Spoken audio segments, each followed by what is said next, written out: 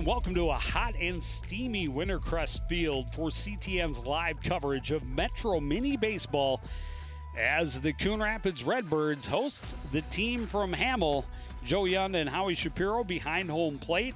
And the heat index topping triple digits this afternoon. It's just starting to cool down a little bit, but still very warm on the field. Yeah, the dew point is high, and that's going to make it really humid, and it's going to be taxing, I think, on these players, and they're going to have to hydrate quite frequently here this evening. But, yeah, we're fortunate because we're sitting under a little bit of a tent and got a nice breeze going in our face, but it's still very warm. Yeah, wind coming in from left center field will make those fly balls hang up a little bit. Humidity obviously will help them carry a little bit further, but the wind will hinder that. Here's a look at the Hawks lineup. Center fielder Reese DeWick will lead things off, followed by the second baseman Tyler Schell. Sam Westermeyer hitting third. Dylan Wilson, the first baseman, in the cleanup spot. Michael Jacobs is behind him. Then Caleb Yowell, Jack Punachar, Nate Shoemaker, and Dominic Fleming round out the order for the Hamel squad. Hamel comes in with a 10-8 record. They've actually played 5 games in the last 6 days. There you see on the mound tonight for the Redbirds is Brandon Wozniak. And pitchers, catchers will be taxed, especially in the heat. But, if you got acclimated to the way it was an hour and a half ago, the temperature hour by hour is getting more temperate. Yeah. Although it's not going to get too warm here until maybe a little bit later. We may even be gone from the ballpark by the time we notice it. But Wozniak comes in with a 2-1 record. He's pitched 24 innings, given up 24 hits, 12 runs, 4 of them earned, 27 strikeouts in those 24 innings. He's got a 1.50 earned run average. I know the Redbirds are supposed to play, I believe, Friday night. Is that correct? And they did not. Yeah, that game was postponed due to injuries on the opposing squad. Their last outing on Wednesday over at Castle Field against Anoka went south in a big hurry, and that one ended in 7 innings as the mercy rule was enforced. DeWick fouls back the first offering from Wozniak. It's 0-1. Yeah, and the Redbirds want to come out here and, I think, get off to a nice start. They obviously want to limit the opportunity at the plate for the Hawks, but I think, coming off that loss at Anoka, they want to come back and get the W. Another one fouled back out of play, and it's 0-2. Wozniak way ahead. He'd like to work quickly if possible. Get back to that air-conditioned dugout. I don't know about all that, but usually the Redbirds I know are in the third base dugout, but not tonight. Well, I think earlier this season they moved over to the first base dugout on another particularly hot day. And we were there. Correct. Yep. When so that they weren't staring into the sun, and they said, you know what? Why, as the home team, they should be in the first base dugout. Oh, hit him. That hit him in the head. And that is a little scary as DeWick rolls around. Hopefully he's okay. That'll At first I thought it was the crack of a bat, like it hit his bat as he ducked away, but clearly by the reaction that was off the plastic of his helmet. And he is still down.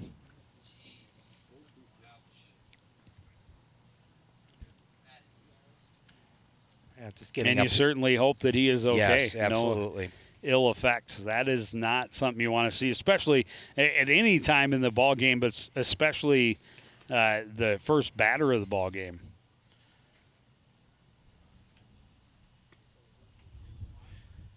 I'm not surprised. Not able to get up, brush himself off. Ask how many fingers am I holding pass up? A little concussion check from the 12. coach, and a smile on his face as he makes his way down to the first base. Thank God for the helmet, obviously, and I think that pitch, it probably stunned him a little bit, and but he seems to be okay, and that's the main thing.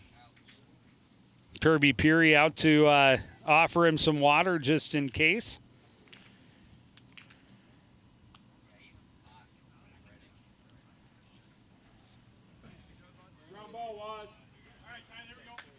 And now the second baseman, Tyler Schell, will dig in with a man at first and nobody out.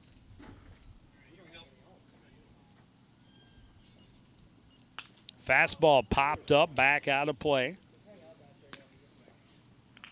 And that has been every pitch that Wozniak has thrown except for the hit by pitch. Everything has been fouled back out of play.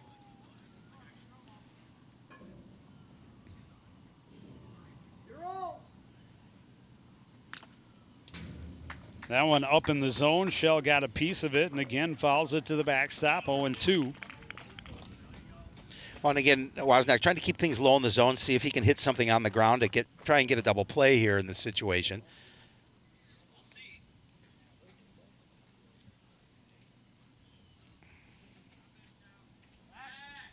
Check the runner. DeWick back in plenty of time.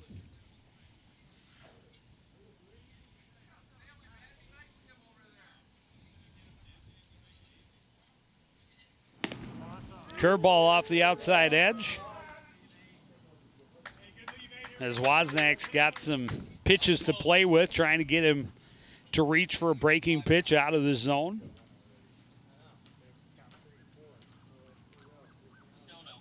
A nice Finds pitch. that outside corner for a called third strike, and that's out number one. Yeah, big first out. Obviously, you get the out at the plate, and now if he can get a ground ball and get a double play, you get out of the inning without any problem. Number 3 hitter is the third baseman, Sam Westermeyer. Another look at clipping the outside edge. Runner is off. Swung on and missed. Throw is not in time. A stolen base for DeWick. Takes that double play out of the scenario and gets a runner into scoring position. No ill effects by the hit in the head for DeWick as he's able to steal that base and get down there in plenty of time. Off-speed pitch lifted lazily to center. Wynn waiting under it will make the catch. Tagging and bluffing is DeWick. The throw cut off by Bates at shortstop. There's 2 away. Yeah, Wynn has a pretty nice arm in the outfield, and you're certainly not going to try and run in that situation. Yeah, it wasn't very deep either. No, it was not.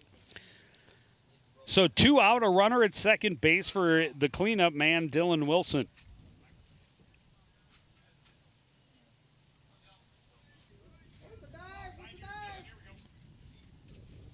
Fastball in there, called strike, 0-1.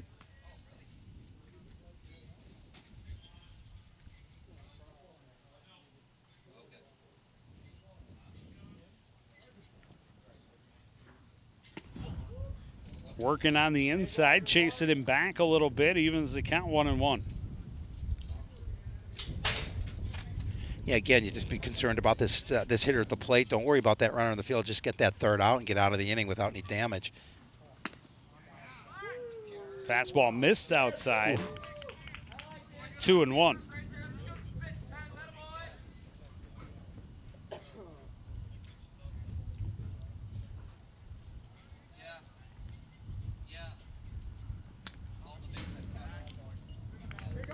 Another foul back to the backstop, and that count is even 2-2. Well, let's see if he works him inside again on this pitch and tries to get that third strike.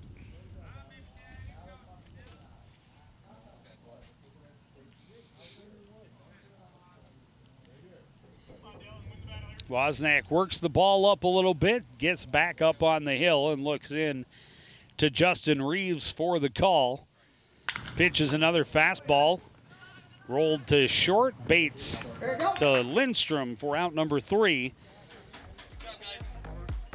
No hits, 1 left, no score as we go to the bottom half of the first inning. You're watching Metro Mini Baseball on CTN.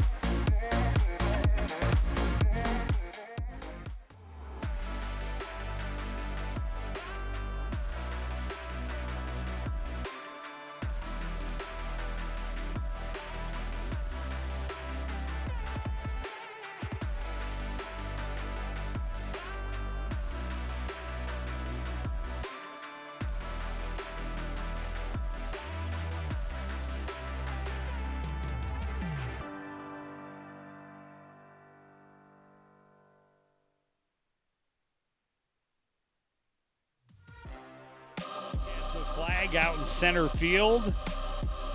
Pretty steadily blowing in as we get ready for the bottom half of the first inning. Metro Minny matchup between Hamel and Coon Rapids. Center fielder Ian Wynn set to lead things off for the home team. He'll be followed by the left fielder Xander Parr. Then the right fielder Blake Ramberg. Kirby Peary is the DH today, hitting in the cleanup spot. He'll be followed by Zach Sather. And then the grizzled veteran Aaron Lindstrom playing at first base today. Justin Reeves, Cole Grebner, and Jackson Bates round out the order for coaches Lindstrom and Bright. Yeah, the top three hitters in this lineup actually are their best hitters for average. Well, Ian has been outstanding all year. Oh, yeah, absolutely. And once he is on base, he is absolutely as dangerous as he can be. I think 18 stolen bases, something like that. He has 18. Good job, Joe Yun. By far the leader in the clubhouse. Probably the leader in the league. Oh, I'm sure of it, because I'm just looking at the roster. The next leading is Kirby Peary with 7. Well, and he can turn a single into a triple in about 2 extra pitches. Believe me, I know. I've seen him play many times. You've seen him more than I. And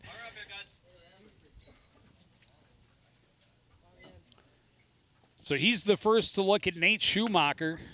Shoemaker delivers a strike 0-1. Ian hitting .319 on the season.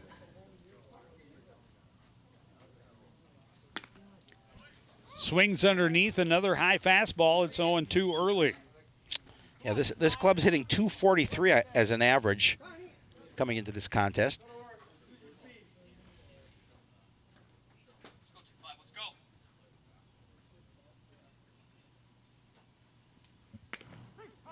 Called third strike, another fastball down in the zone. And a 3-pitch strikeout for Shoemaker to start things tonight. Yeah, certainly not the first at bat that Ian wanted, but these guys, on both sides haven't seen these pitchers before, or at least not too often anyway.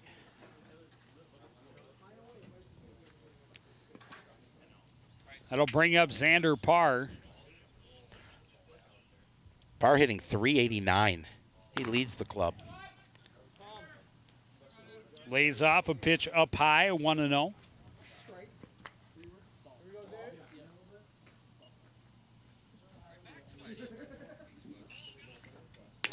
Fastball right there to even things up.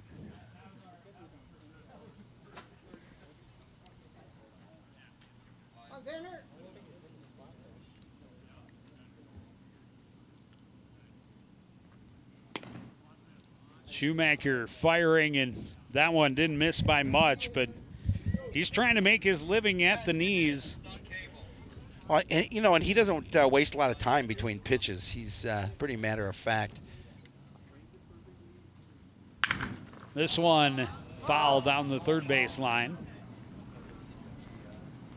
It'll be 2-2.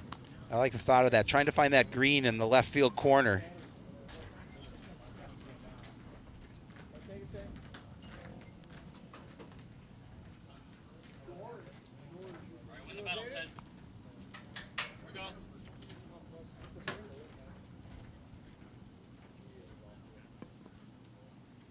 Got pretty good wood on it, but a little late in the swing. And Parr will dig back in, looking at Shoemaker for a 2-2. And he fires the fastball past him, back-to-back strikeouts, and Shoemaker just staying on the gas through the first 2 batters. Yeah, a lot of velocity on that fastball from Shoemaker. Just a look at the defense behind him. They haven't had a chance to work yet. Fleming, DeWick, and Jacobs in the outfield right to left. Dylan Wilson and Tyler Schell on the right side of the infield. Punkachar is at short. Westermeyer at the hot corner, and Caleb Yowell is behind the plate. Blake Ramberg looks at a fastball for a strike, and Shoemaker again ahead in the count, 0-1. Went low in the zone, may have taken a little something off of it, bounced up the middle, and he's going to beat it out for an infield single with 2 away. Yeah, pretty tough. I mean, you had to, Shell had to go to his right to get that over the bag, and Ramberg ran pretty well down the line. Able to beat it out.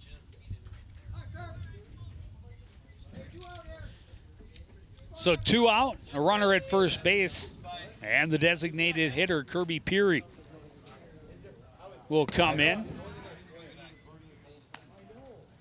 Fastball misses low, 1-0. Kirby hitting .367 on the season. With 2 away, good opportunity for a little rally for the Redbirds.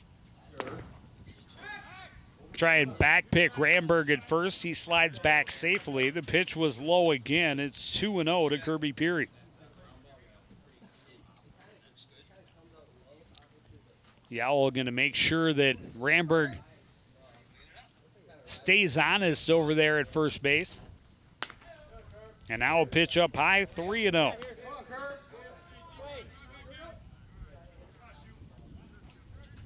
Find a gap here.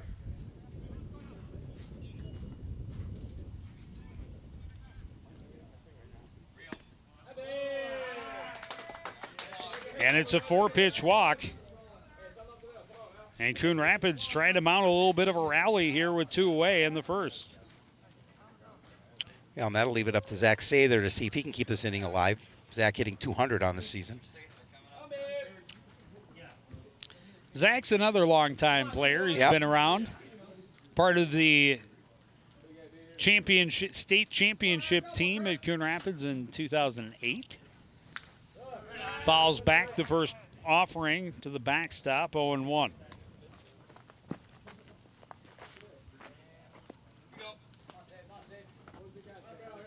Fastball changeup.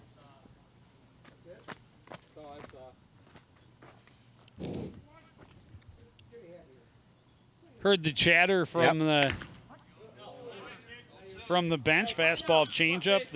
And that's about all that I've seen as well. He likes the fastball a lot. He's only thrown a couple of changes. A great place for Shoemaker here too. Ahead in the count, 0-2. Goes back to the fastball, called third strike. His third strikeout of the inning. A hit and a walk, but 2 left stranded. 3 strikeouts for Nate Shoemaker, no score. As we head to the second inning, you're watching Metro Mini Baseball on CTN.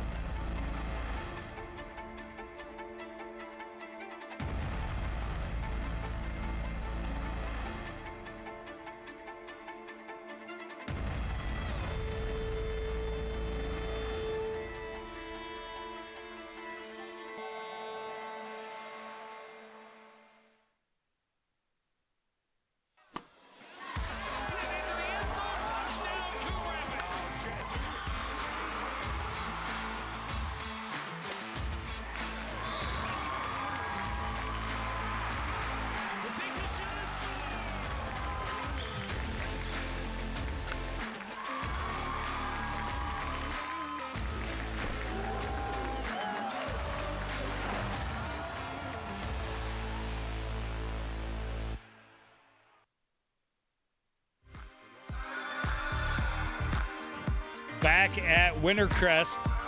I wouldn't mind being at the studio right now. If they could have, just pumped it to us, we could be at the studio calling it in the air conditioning. That would be fun. A little more comfortable. But it's not too terrible. We're in the shade. We're fortunate. And the temperature is dropping. It's one of these hours, it'll be below a triple degree heat index. But, the dedicated few are out and enjoying the ball game, and no score as we start the second. It's actually 92, And it feels like 98, so we're below 100. We have dropped below the triple But digits. the dew see? point is a degree higher than it was when the game started. It's at 68 and now. It was at 67. Michael Jacobs will lead things off for Hamel in the second inning. Leadoff man got on base in the first, hit by pitch. But he was left stranded after a stolen base. Jacobs looks at a fastball for a strike, falls behind 0-1. And Wozniak ready to start dealing right away here in the second. He, again, doesn't waste a lot of time between pitches either, especially when they do not have any runners on. Good curveball, and Jacobs was way out in front of that. Reeves has to throw down to Lindstrom to complete the strikeout. Well, Wozniak's had a nice season. He's been in command of his pitches, and you look just the fact that he's got a 1.50 earned run average in 24 innings. Pretty good job of limiting production by opponents. And a good hook. You saw it just tail away, down and away, and Jacobs was way out in front of it. And now the catcher, Caleb Yowell, can't catch up with the fastball. He's behind in the count 0-1.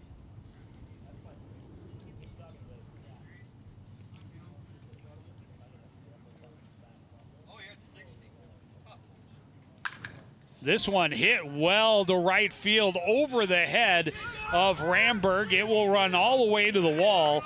Yowell will hold up with a stand-up double with one away here in the top of the second inning. Well, he certainly got a hold of that pitch as he drilled it to the fence in right field. As you mentioned, over the head of Blake Ramberg. Yeah, not much Blake could have done to get back and make a play on that ball. He was ready for the fastball that time. He was behind the fastball pitch number one. He got it the second time, and he crushed it. We have a courtesy runner, Andrew Lienhart.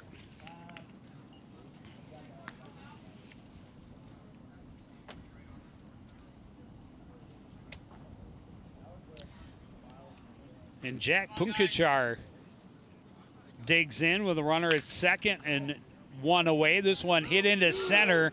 Win is there. The runner way off base, able to slide back safely, and he thought that one was going to drop, and not on Ian's watch. Well, last two balls have been hit pretty hard.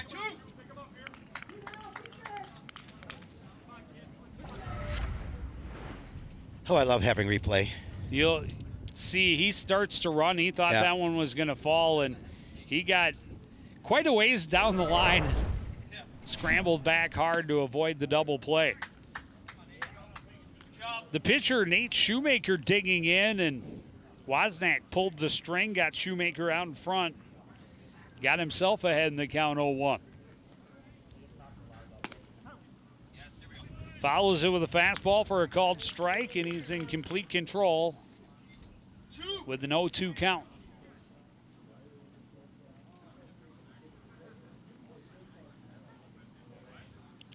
That one thrown in the dirt, bounces, skips away from Reeves, and out of play. Shouldn't he be maybe allowed to score if that's the situation? If he's out of play? That one went up over the dugout. Yeah. I might argue that would be another extra base. I would think so. It's out of play. But it's not intentional. It's not like a thrown ball out of play, I suppose. But they're not arguing it. The runner is at third, but a big swinging third strike means that runner left stranded at third base. So one hit, one left. It's still 0-0 as we go to the bottom of the second inning on CTF.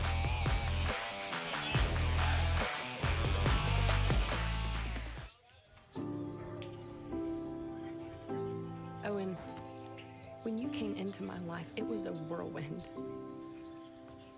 I would much rather have We replay. didn't know what the future would hold. Yep. But we knew you would always be a part of it. adopting you was the best decision in our life. And I am so proud to call you my son.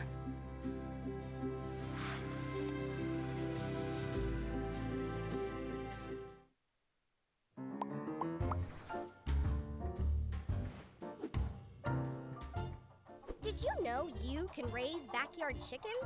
But a permit is required, and there's a limit of 4 female chickens per property. No roosters or other fowl are allowed. And there are specific rules for the chicken coop and run. For more information on this and other city codes, log on to coonrapidsmn.gov.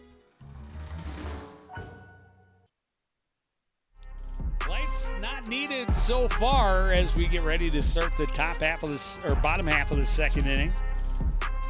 Nate Shoemaker with 3 strikeouts in the bottom of the first. Did allow 1 hit and gave up 1 walk. But both pitchers looking pretty good to start. We'll see if fatigue becomes an issue as we move along. Well, they do both have big coolers in their dugouts, and they're going to certainly have to be using them today.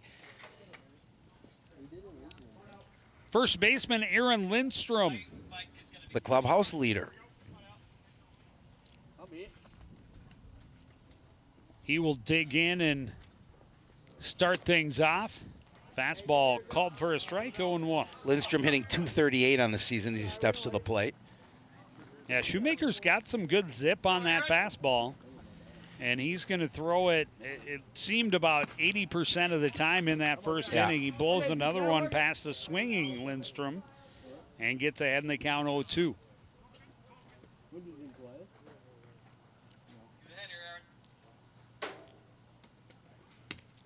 May have taken a little bit of something off of that one. Finishes it outside, 1-2.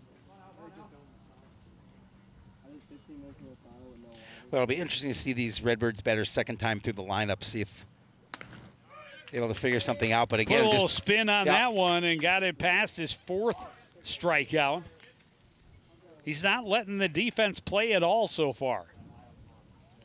No, it's just his game. It's his world, and welcome to it. Hey, we kind of a little bit of sidearm on that. Yeah. I don't know. Well, he's been throwing a lot of sidearm. That'll bring up the catcher, Justin Reeves. That pitch outside, 1-0. Reeves hitting a .194 as he steps to the plate.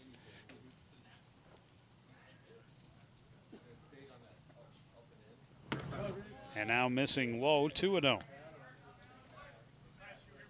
The 1 walk was a 4-pitch walk. With 2 outs, I believe. For Shoemaker with 2 outs.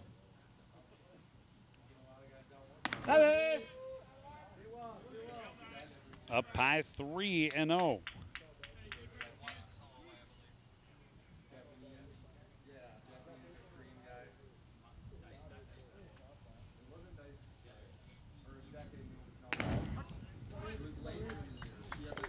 Right down the pipe, knowing that Reeves would most likely keep his bat on his shoulder, 3-0. Gets himself to 3-1, and this one skied and will get out of play over beyond the Coon Rapids dugout toward the bullpen. And a full count. Well, Reeves with just 1 away, just trying to work the count here, see if he can get that free pass. Hey, Reeves, come on, kid.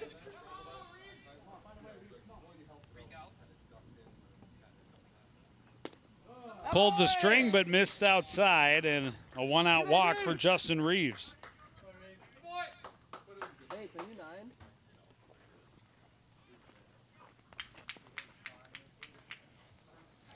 That'll bring up the second baseman, Cole Grebner.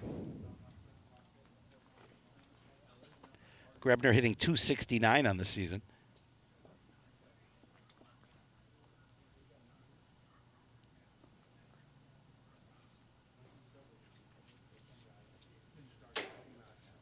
Shows bunt, pulls it back, called strike.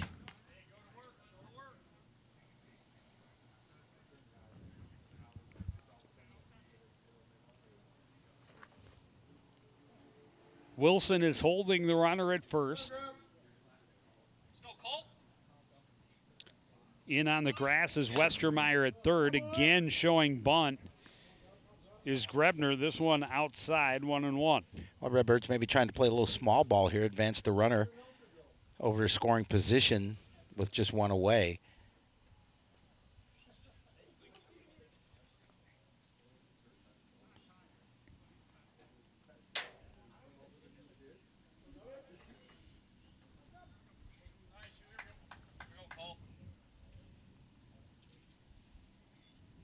Shows bunt again, got a piece of it, but bunted it foul, and that one caught Yowell up underneath the chest protector.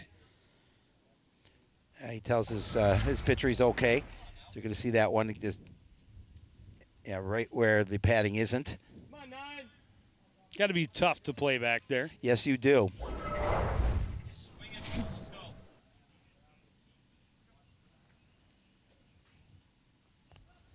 But that gets Shoemaker ahead in the count, 1-2. This one rolled to the right side, scooped up by Shell to Wilson for out number 2. Reeves advances to second on the play. So now with 2 away, you've got a runner in scoring position. See an opportunity for Jackson Bate to see if he can keep this going. Easy play from Shell to Wilson. But Coon Rapids able to get a runner in scoring position now with 2 away. Well, Jackson trying to find his bat. He's hitting .062. Misses outside, 1-0.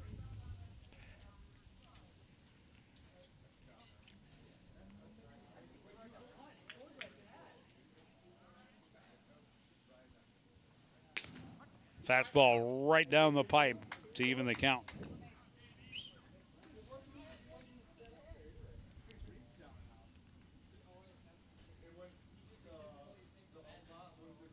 Right, Jackson, let's go.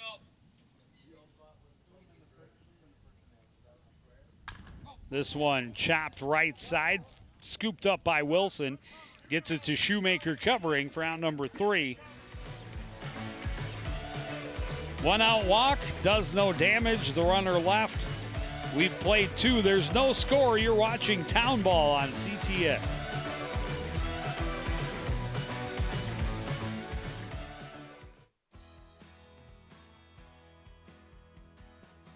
I used to drive an ambulance as an EMT, and I've always tried to be a safe driver. If people knew what I know, lives could be saved. In my car, if I see a truck or bus taking a turn, I know to take my time. When big vehicles turn right, they may swing wide to make the turn. If you try to sneak in, well, it's a lesson you'd rather not learn the hard way. When trucks and buses turn, let's you and I wait. It's our roads, it's our safety. I'm a first-generation Filipino American. You don't always feel you're a part of the country you live in. It's this weird middle space sometimes that you have to live inside of. But when you meet others that are also living in that space, you'll learn to know that it's its own unique space too.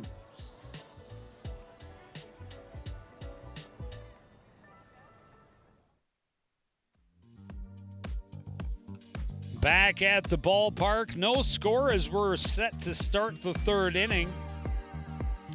Find the shade if you can, as the Not easy. sun, well, it's getting easier. The sun starting to dip beyond the trees out past right field. Well, and two, it's So no, the bleacher section is pretty much all Right. shade now. no surprise. We don't have a big crowd here this evening.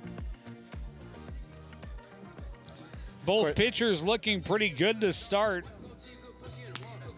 See, anytime you can sit in the air conditioning on a hot day and listen to Joe Yund, I mean, it doesn't get better than that. You don't have to come out into the heat and humidity. You can just stay at home in the comfort of your own home and get your I heard fill of something Yund. interesting on the news. They were talking about the heat wave. Yep. They were talking about it being experienced in many other parts of the world as well. But, dropping down the bunt on the first pitch. Fleming trying to catch the Redbirds snapping, but Reeves able to get up. The throw wasn't great. It skipped to first base, but Lindstrom able to scoop it up for out number 1. Yeah, again, it's not the form, it's the result. Exactly. Yeah, again, it's a he did a good job doing scooping the backhand, keeping his foot on the bag, making sure the out happened. Back to the top of the order, Reese DeWick took a fastball off the back of the head in his first time at the plate. On an 0-2 pitch, mind you. Wozniak clips the bottom part of the zone and gets ahead again, 0-2. DeWick did later steal a base, but was left stranded. Lays off a pitch that just misses low, 1-2. Well, this is where he got hit. Oh, hit right on the ear. Off the ear. Yeah. Little half swing, rolled to second. Up with it is Grebner, easily over to Lindstrom for out number 2. Couple of quick outs here. That's even more scary. I thought that he had turned all the way and hit him in the back of the helmet. Back of the head. Yeah. But yeah, right off the ear. Right off that ear hole. So fortunate that he got his head turned as far as he did. That was very close to being even scarier. Yep. So, and you obviously at no level do you want to see someone get hurt. Oh, absolutely not. But certainly not in old man baseball. Well, yeah, you got to get up and go to work in the morning. It's like Town ball, I'm always impressed by the level of play. It is good baseball. But a lot of these guys, you got to get up, go to work. This is not a job. This is just staying in it for the love of the game.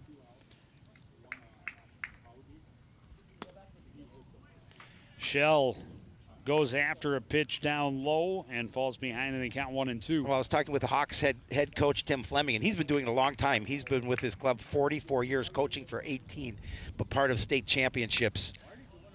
And they obviously does it for the love of the game. And I said, who's the oldest player in your squad? And he said, well, that's my son.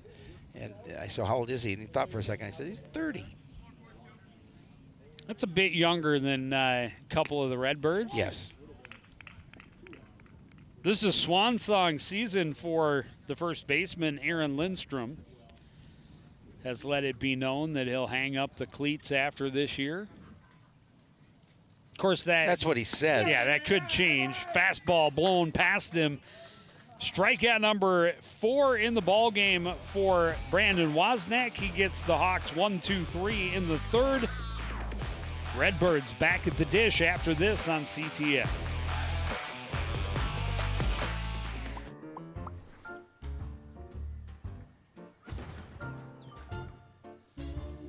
Did you know city code prohibits outdoor storage of things like building materials, auto parts, household items, scrap metal, garbage, and more? Thank you for helping our city look its best. For more information on this and other city codes, log on to coonrapidsmn.gov.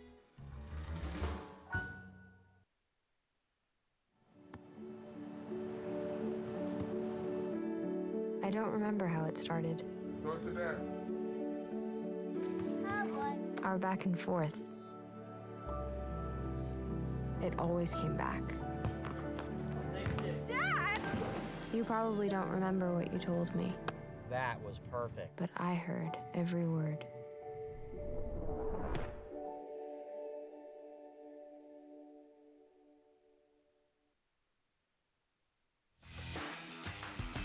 Back at Wintercrest Park, town baseball.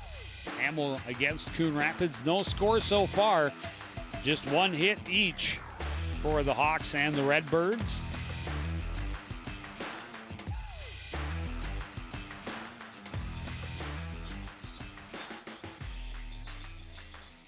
Top of the order due up for the home team here in the third. Hawks pitcher Nate Shoemaker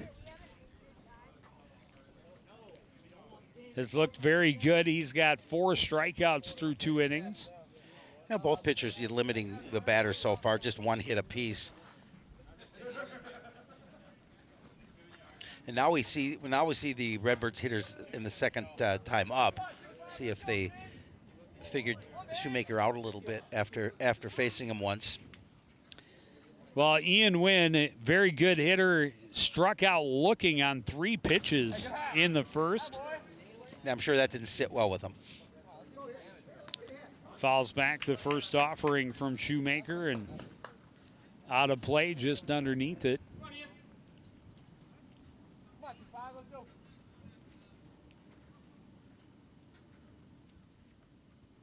Shows bunt, drops it down. Shoemaker fields on a couple of hops. The throw is wide. Wynn thought about trying to go to second, but he stumbled. Nice. And he'll stay aboard at first base. We'll see if they put that in as a hit, because he definitely forced a tough throw. Yeah, but I think I think you give him an infield hit on that. I think possibly, yeah. The ball came back pretty quickly to Shoemaker. Put up either a hit or an error. Either way, a very speedy, dangerous runner aboard at first with nobody out. Parr looks to bunt and got a piece of it, and Yowell getting beat up behind the plate early on. That's 2 times, once last inning, once this inning. I think they're finding a coin. They were going to flip a coin to determine whether it was a hit or an error, because they still have not recorded anything up on the scoreboard.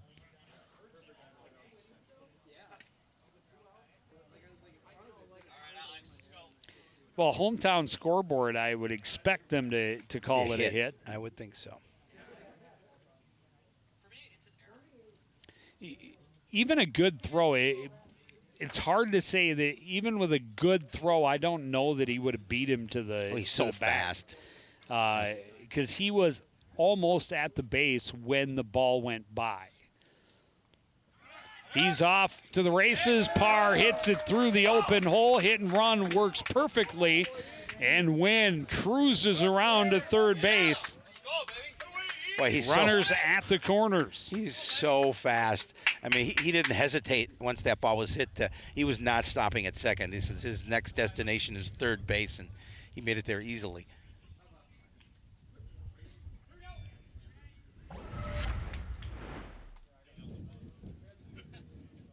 So back-to-back singles to start. Hit and run. Well, they still haven't. Work to perfection. Blake Rambert swings and misses. Parr was off with the pitch. He'll get to second with no throw. Well, Joe, they still haven't recorded that as a hit or an error on Wynn. I'm calling it a hit. This one fired down the line by Ramberg. Wynn will score easily. Parr is coming home as well. It's a 2-run single to get the Redbirds on the board. Well, again, you get that first time in the lineup facing a new pitcher like that. Second time up, usually, with a good hitting club, can maybe try and figure things out. And obviously, so far, 3 straight hits for the Redbirds. And they take that 2-0 lead.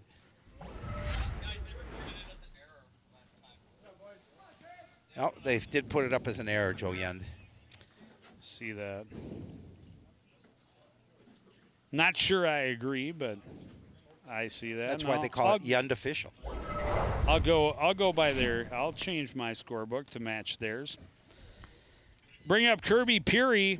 Walked on 4 pitches in the first. Now with a runner at first, nobody out, 2 already across in the inning.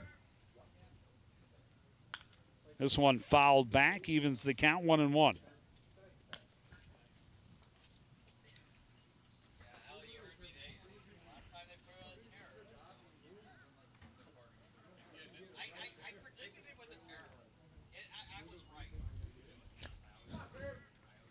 Shoemaker delivers, and this one's popped up behind first base. Over for it is Shell.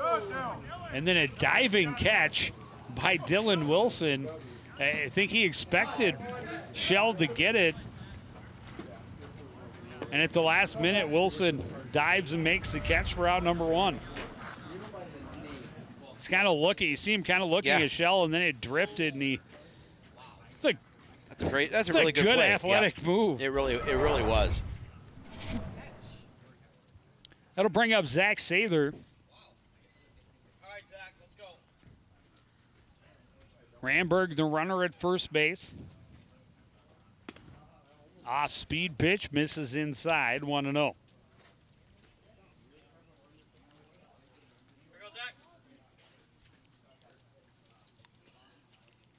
Sather also struck out looking on 3 pitches.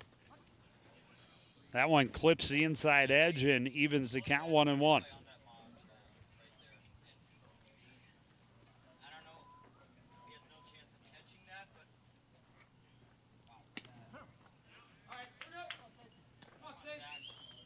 Shoemaker has found the zone again, gets himself ahead, and they count 1-2. Yeah, Shoemaker would just with one away just wants to get out of this inning at this point. Now trailing 2-0.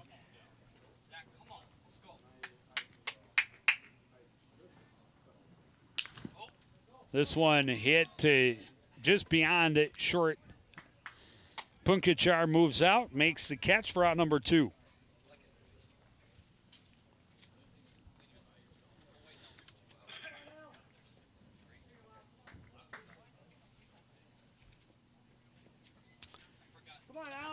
That'll bring up Aaron Lindstrom. Lindstrom also a strikeout victim his first time up. Trying to start a 2-out rally with Ramberg at first. Swings underneath the high heat, 0-1.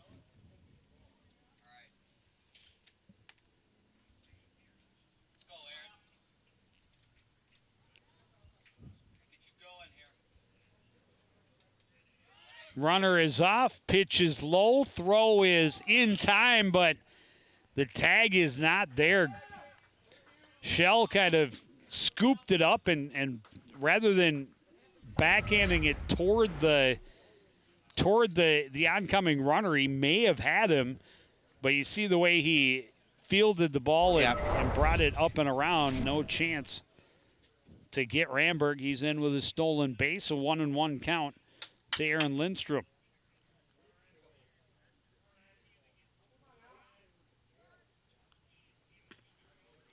Off-speed pitch. Deceives Lindstrom, gets him swinging, 1-2. Again, that he's been throwing that fastball so much. He throws that off-speed pitch, and, as you mentioned, just kind of gets the hitter off balance a little bit. 2 out, a runner at second base, 2 already across in the inning for the Redbirds. But there's another strikeout. That's number 5 in the game for Nate Shoemaker to end the inning. But 2 score for the Redbirds. They have a 2-0 lead as we head to the 4th. You're watching Town Ball live on CTN. Jordan knows he shouldn't eat this entire bowl of nachos, but tonight he's earned that right, because a few hours ago in the middle of happy hour, he recognized a sign. Not from the gods or a bolt of lightning, but from a double heart, a kissy face, and a 4th ha in ha ha ha. That's when Jordan knew he was buzzed. So when it was time to go, he got a ride home instead of driving. Be a legend like Jordan. Recognize your buzzed warning signs and get a ride home. Buzz driving is drunk driving.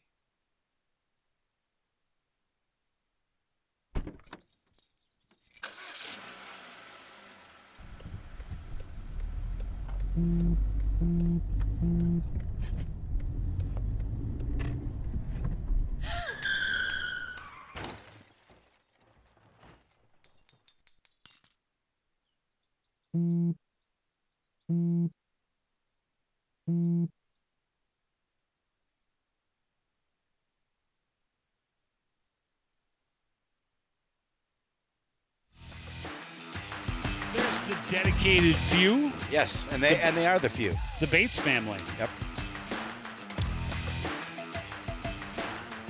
But yeah, hey, in Minnesota, you take the good with the bad. Absolutely. You have to be able to handle hot, humid, and really frigid cold. Correct. Hey, we're seasoned. 3, 4, 5 hitters due up for the Hamel Hawks here in the top half of the fourth inning. Just one hit through the first 3. And just 2 base runners allowed so far by Nate Shoemaker, the other one on a hit by pitch. This one hit well toward the right center gap. Long run, Wynn can't get there. Turning and digging for second is Westermeyer. He's in easily with a leadoff double. Again, you could hear the sound off the bat that was a nicely hit baseball, and again, when a speedster like Wynn can't catch up with it, it's a nice base hit, a nice double, I should say, for the Hawks. Nice way for them to start the top of the fourth after giving up a couple of runs. Again, he just laced into that pitch. Well, both of their hits so far were doubles.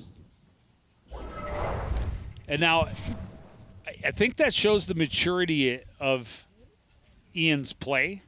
A few years ago, this one hit high and deep, going back on the left side. It's gone. Dylan Wilson, first pitch home run, just 2 pitches into this inning, and the Hawks have tied it up, a double and a dinger. Yeah, and that fastball left up in the zone, and boy, he gave it a ride. Dylan Wilson just turned on that pitch, and no opportunity for Parr in left field to make a play on that ball as it found the other side of the fence. Yeah, you can see that ball up a little bit in the zone, and Parr looking for it, and no, I'm not going to catch that because it's out of the park. Back to work here. So the Redbirds took a 2-0 lead in the bottom of the third, and the Hawks answer as quickly as it is possible. 2 pitches into this fourth inning, they have 2 runs on the board. Very nice. Michael Jacobs, strikeout victim his first time up, quickly behind in the count 0-2. Curveball gets him swinging for strike 3. 5th strikeout of the game for Brandon Wozniak. Yeah, and all it takes a couple of 2 fat pitches, and all of a sudden it's tied up. Caleb Yowell had the only hit before this inning for Hamel, a double to the fence in right. That came with 1 out back in the second inning. This one hit to left. Parr able to go down and make the grab for out number 2. Really a nice hit ball. We're only 6 pitches into this inning. Yeah. 4 batters, 6 pitches. Yeah, it's crazy. And there was 1 strikeout, 2 hits. That'll bring up Jack Punkachar. Fly it out to center field.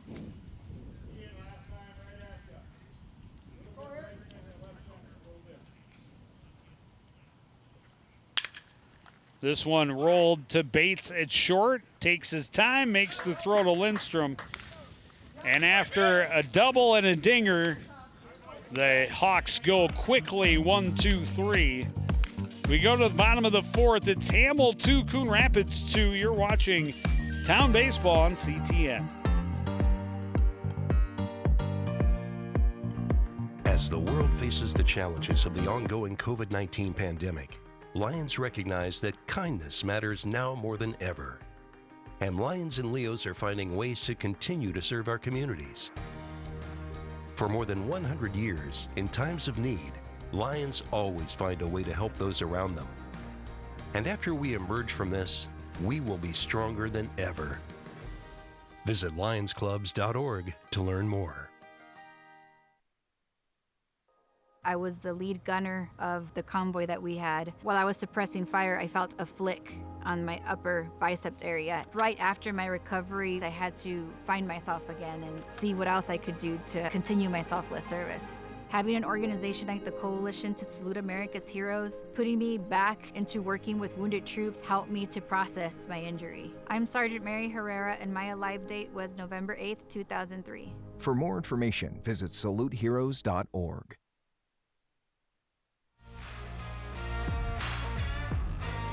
Redbirds weren't able to celebrate their 2-0 lead very long. They certainly, only 2 pitches. Hamel Hawks respond with authority in the top of the 4th inning. Bottom of the order due up here in the bottom of the 4th inning. And see if they can once again scratch across a couple of runs. Nate Shoemaker has looked pretty good. 5 strikeouts, 2 walks, 1 earned run. As the leadoff man got on base in the 3rd inning by way of Shoemaker's own error.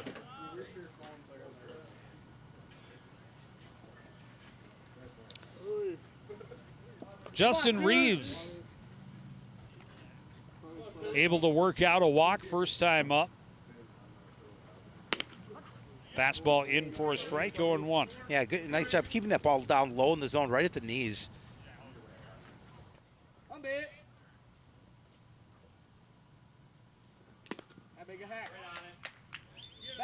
A little bit of a break on that, and Reeves swings over the top, 0-2.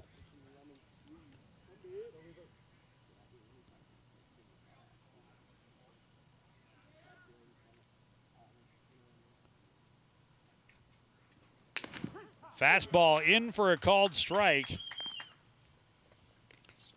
Strikeout number 3. Or number 6. Yep. 3 of them have been punch-outs on 3 pitches. That'll bring up Cole Grebner, ground ball to second base. Back in the 2nd inning.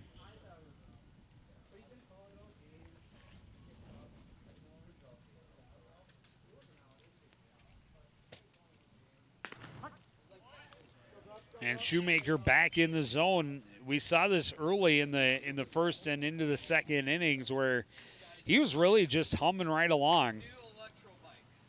He doesn't waste a lot of time in between pitches, and once he finds the zone, he's not afraid to challenge the hitters. No, definitely not. And again, you know, he gets himself in a rhythm.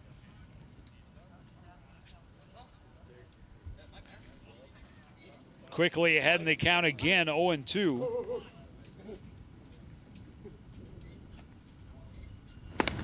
And that is strikeout number 7. Back-to-back strikeouts, both looking. I don't think Grebner agreed, thought that one might have been inside a little bit. Yeah, I thought so too.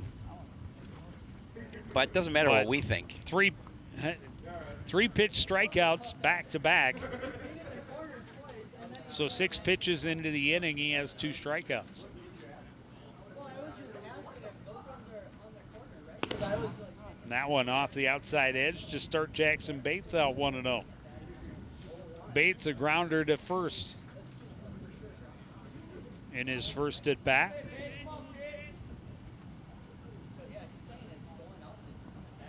This one chopped back up the middle, charging his shell. Scoops, throws in time.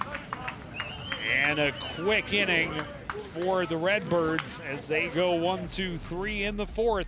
We go to the 5th, Coon Rapids 2, Hamel 2. You're watching Town Ball live on CTN.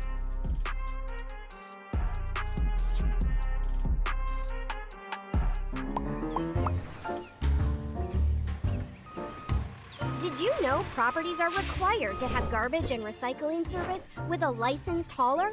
On collection day, place your carts 2 feet behind the curb. Collection containers should not be placed in the street. And don't forget, containers are not allowed at the curb on non-collection days. For more information on this and other city codes, log on to coonrapidsmn.gov.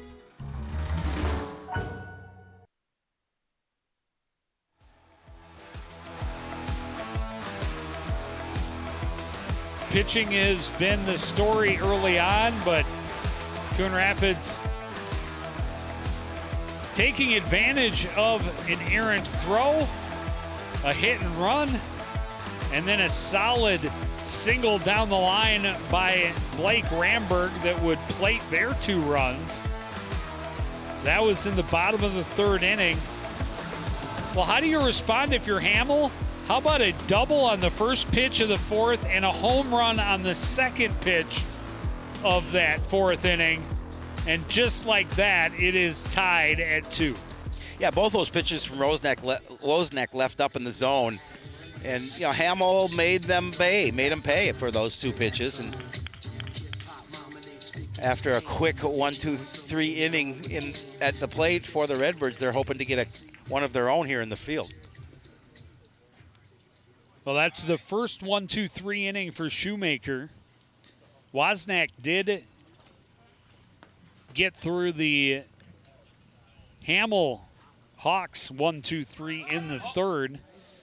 Bunt attempt by Shoemaker is foul. He pushed that one hard. He did. Even if it stays fair, I think that one is a relatively easy play for the first baseman, Aaron Lindstrom. Didn't really deaden it much. That's a much better bunt, laid out well. Reeves fields, throws. It is in time for out number 1. Yeah, because Wozniak coming in from off the mound, he had to make sure he gave Reeves enough space for him to throw him out. A nice play. Second time Reeves has been called on to field the bunt and throw down. That throw a little bit cleaner again. A nice scoop by Lindstrom. The first one, though, he kind of spiked in front of the bag. First pitch fouled back out of play by Dominic Fleming. He's the one who tried to bunt his way on first time at bat. That was back in the 3rd inning. Also in a leadoff spot, just again trying to catch these Redbirds sleeping. And Reeves said, "I don't think so."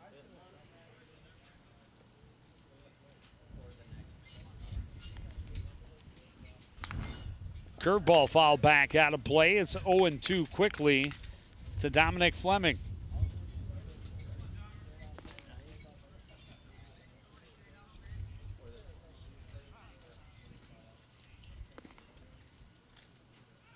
He'll take time and step out. And now dig back in.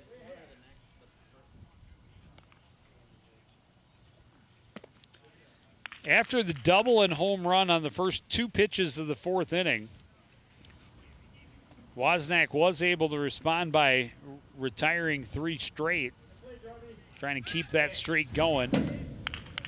Fleming was kind of out in front of that curveball, left his bat in the zone, able to get a piece of it and stay alive at 1-2.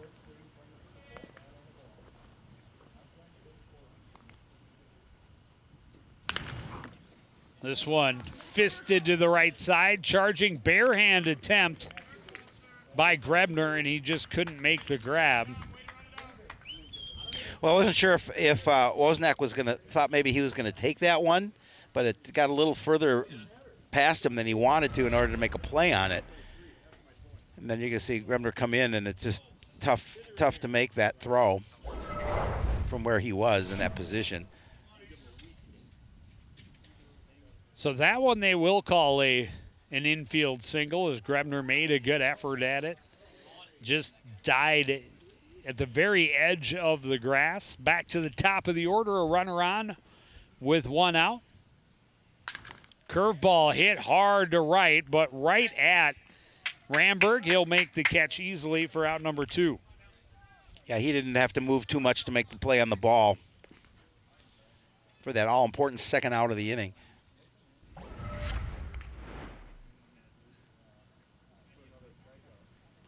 Saw it was in on his hands just a little bit. That'll bring up Tyler Schell. The second baseman is 0 for 2 with a pair of strikeouts. Runner is off, pitches in the dirt, skips away from Reeves. Long run over to the dugout. Fleming thought about going to third.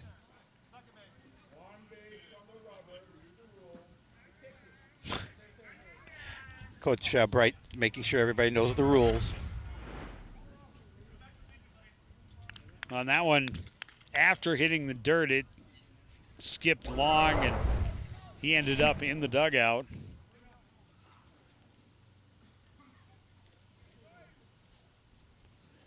And again, it's because it was a pitch and not a throw. This one hit well to center, backing up his win. He's got it measured for out number 3. So the one-out single, the wild pitch, does no damage. We go to the bottom of the 5th inning in a 2-2 tie on CTN. When I got the opportunity to get her, there wasn't no choice. I told myself, I'm gonna take custody of my daughter. It's my baby. That's what we're supposed to do as men. Take care of our home, build a foundation, you know what I'm saying? Love, our money, she's my purpose. I'm here to walk with her, hold her hand until she can walk alone. Ain't nothing like being a father in this world.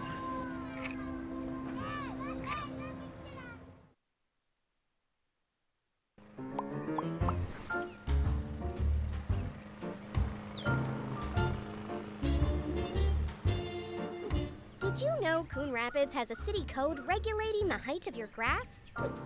Grass and weeds must be kept under 8 inches high. Thank you for helping our city look its best.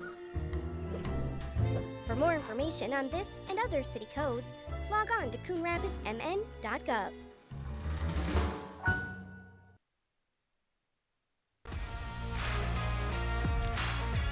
Nate Shoemaker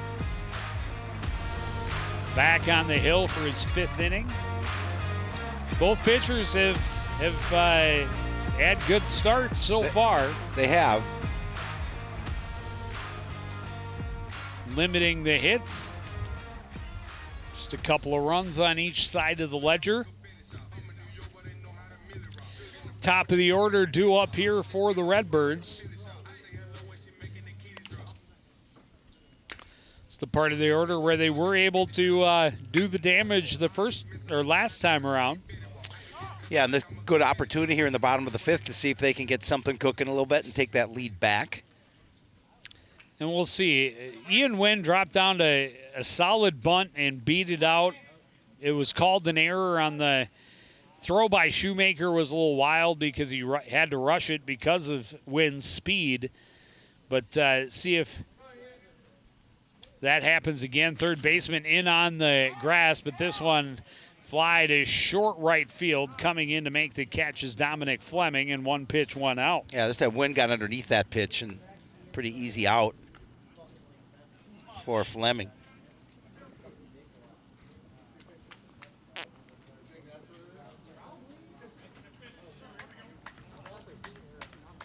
We're just 16 total pitches in the 4th inning. The whole 4th inning. Yeah, that's crazy.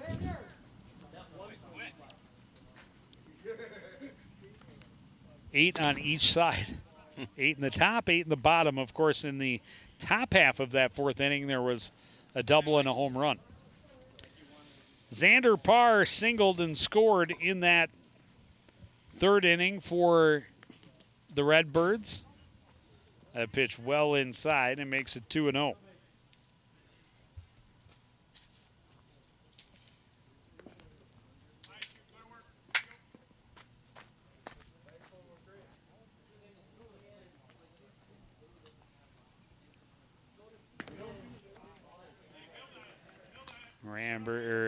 Shoemaker rather misses low to Parr, and it's 3-0. A good opportunity here with 1 away. See if you can earn that free pass, get a base runner on, and that one right down Broadway, 3-1.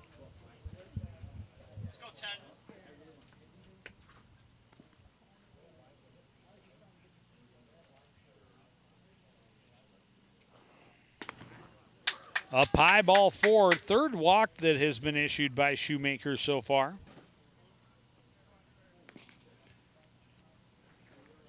And again, you talked about it. The part of their order that leads in average. First 4 hitters. Well, Blake Ramberg is 2 for 2 so far this afternoon. He's got 2 of the 3 hits for the Redbirds, including a 2-run single in his last at bat. And he laced it, line drive right down the right field line. All right, Blake. We going.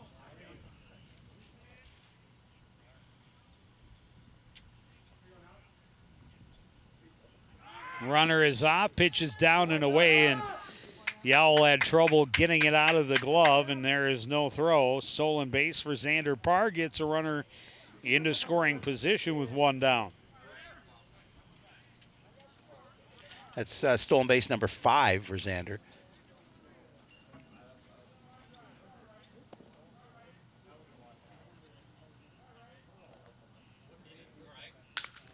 This one rolled on the right side, scooped up by Shell. He'll get it over to Wilson for out number 2. Parr moves over to third base on the play. And again, that important second out of the inning for Hamel. Trying to get the Redbirds back in the field without any runs across. Bring up Kirby Peary. Walked in his first at bat, a pop up beyond first base his last time up. Trying to get that go-ahead run home from third with 2 away. Fastball in for a strike, 0-1.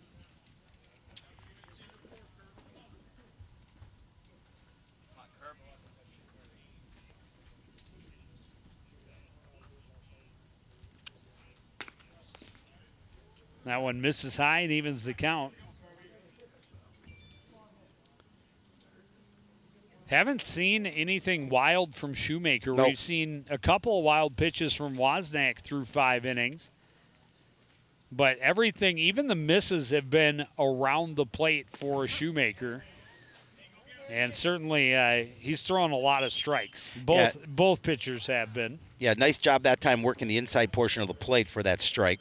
1-2 count on Peary.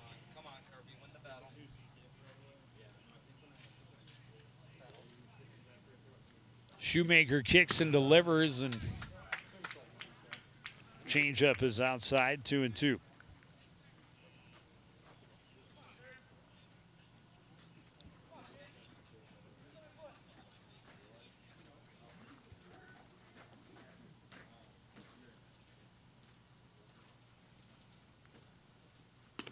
Fastball misses outside and a full count. Well, he certainly has to be careful with this pitch. We'll see what he offers him. He would like to not extend the inning, but a walk to put runners at the corners with 2 out would certainly be a better option than giving up a big bomb. This one hit to right field, though, but Fleming in position to make the catch for out number 3. And the Redbirds leave a man stranded at third base. Still tied as we head to the 6th. You're watching Town Ball live on CTN.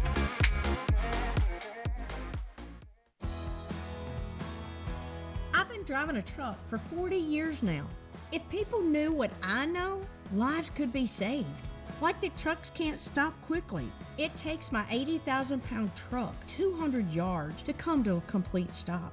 So I always do my best to give a lot of cushion. It helps when other drivers realize that and do the same.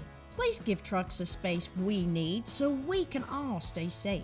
It's our roads, it's our safety.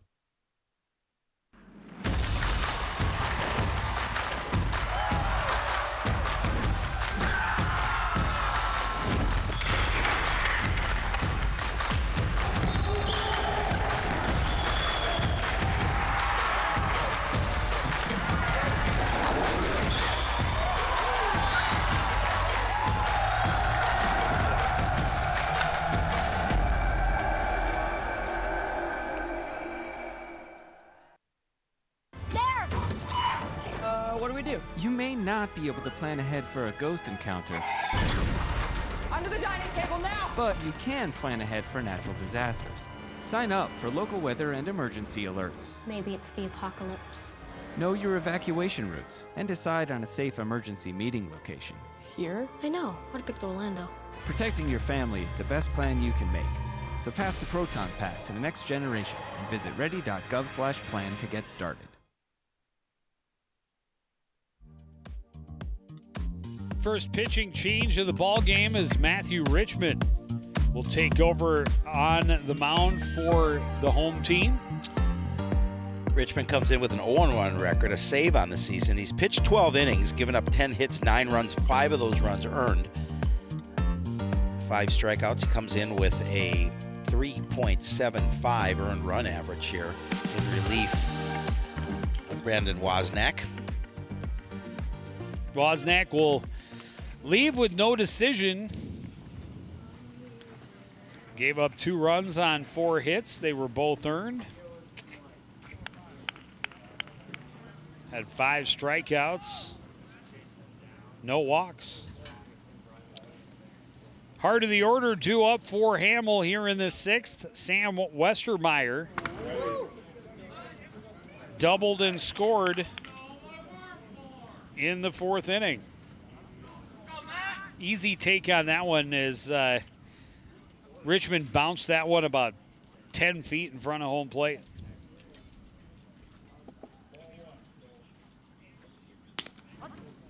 Able to come right back and find a strike at the knees, even it up 1-1.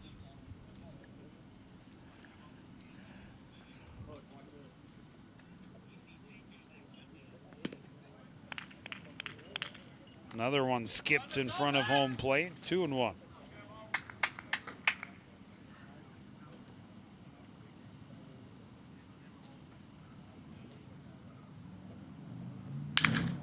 This one served into center, and it will fall in front of Wynn. A solid leadoff single for Sam Westermeyer.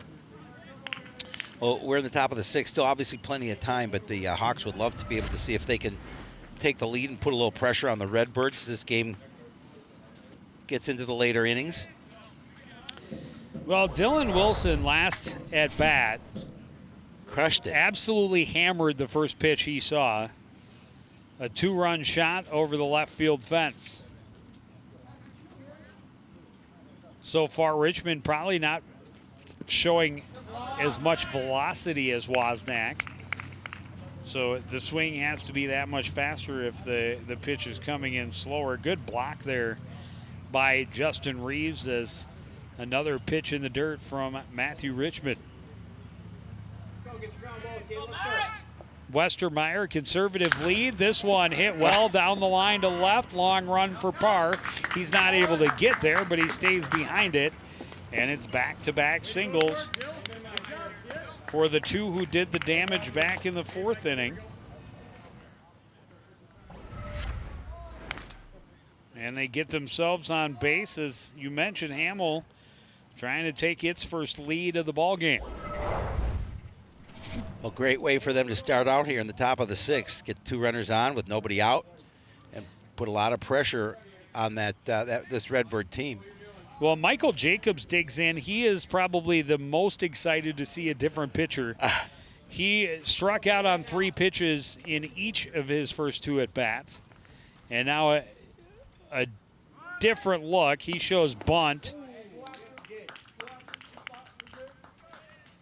And apparently pulled it back. Looked to me like he still had it out there, but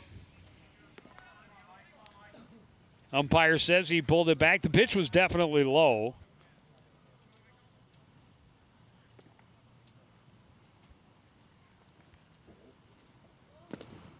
And another one down out of the zone, 2-0.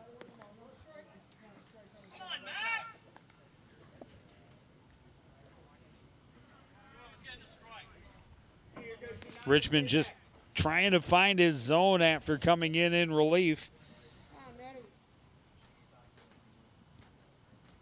Gives up back-to-back singles, just solid knocks from both Westermeyer and Wilson.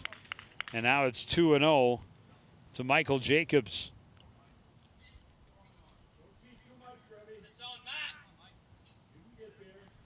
Aaron Lindstrom way in, expecting that bunt, but this one swung on and fouled down the third base line. Well, so far these hitters have been hitting Richmond pretty hard.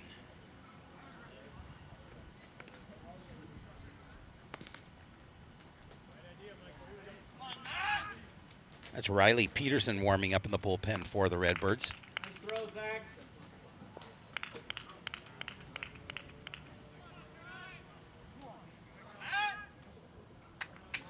2-1 now. They count to Jacobs.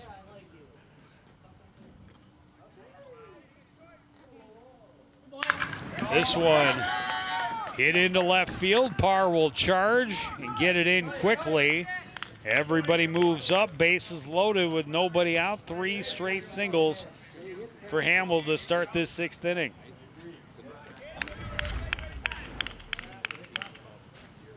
Yeah, Redbirds in a little bit of a hurt now with bases loaded and nobody out.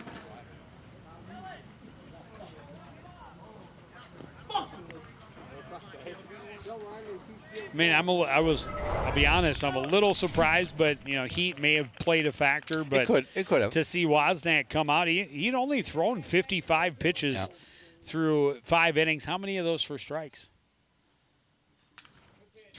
I would say 48. Well, that would be even more amazing. It's 43, but it's still not too far off. Caleb Yowell 1 for 2 with a double back in the 2nd inning. Now with bases loaded and nobody out here in the 6th. He steps out.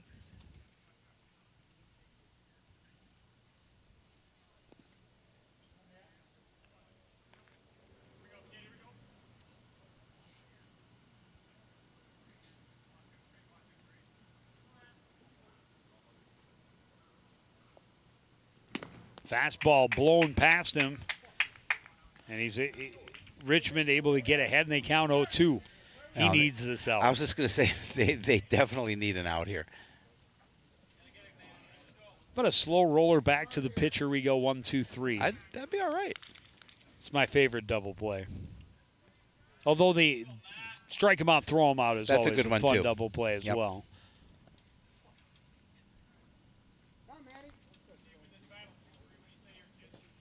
But I've always been a fan of the 1-2-3. Big at bat here for Yowell. Big at bat for Richmond. This one thrown in the dirt. Another good stop by Reeves, keeping everybody steady. As we have talked about in the past, it's a lot of room behind home plate. A lot of real estate. That gets by the catcher. That's a run for sure.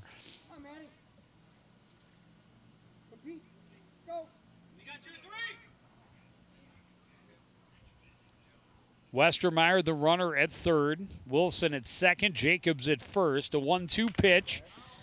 Popped up, back and out of play. And we'll try it again at 1-2.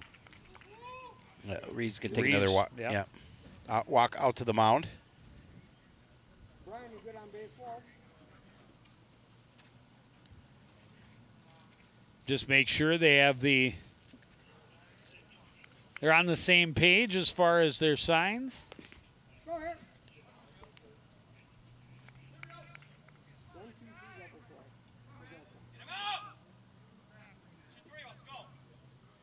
3 straight singles to start the inning for the Hamel Hawks.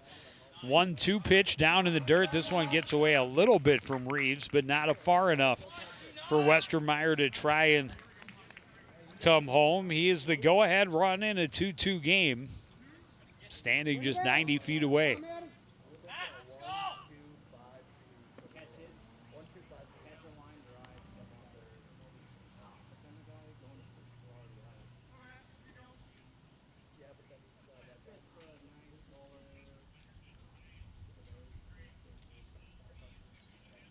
Two. Swung on and missed, and that is a big strikeout. Huge. It's huge. I mean, now you can induce a ground ball and get an opportunity to turn 2, get out of the inning without any damage. That would be huge for the Redbirds in the field. But again, just a nice pitch to get the strikeout, get that first out of the inning. Brings up the shortstop, Jack Punkachar. Punkachar is 0 for 2 with a fly out and a ground out. This one through the hole on the right side. Westermeyer will score. Wilson will be held at third base. Hamel has its first lead at 3-2. Fourth hit of the inning. They've all been singles. And the bases stay loaded with one out. Yeah, it just finds that hole.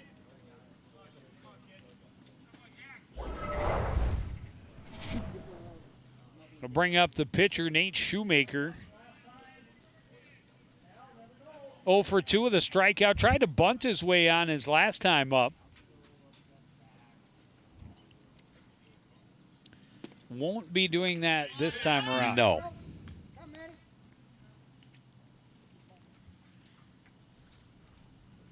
And I would assume that they will be a little more patient as Richmond has struggled so far, but that last hit was a first pitch. That one misses low as well. It's 2-0. Yeah, in a situation like that, always make that pitcher come to you. Make him throw those strikes.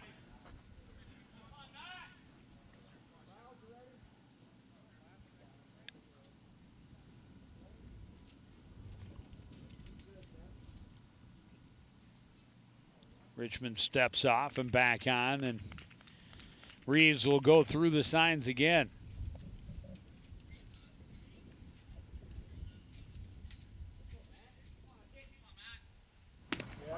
Curveball called for a strike.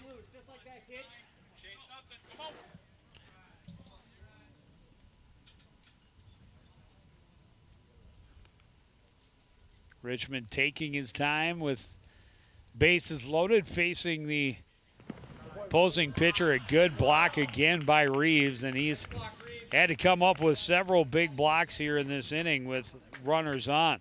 Yeah, again, get that chest protector in front of the baseball and try and keep it as close to you as possible.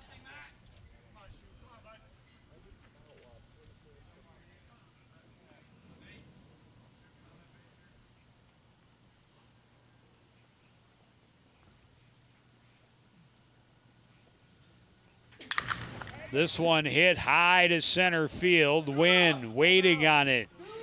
Will catch it on his way in, and he'll try and gun home. It's cut off in the middle. They try and get the runner at second. Wilson will score on the sacrifice fly. It's a 4-2 lead. And again, it's Westermeyer and Wilson.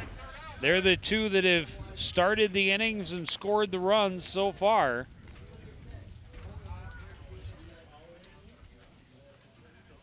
It'll bring up the number 9 hitter, Dominic Fleming. Fleming with a single his last time up. Yeah, trying to keep this inning going for the Hawks here now already with a 2-run cushion. Runners at first and second. Fastball swung on and missed, 0-1.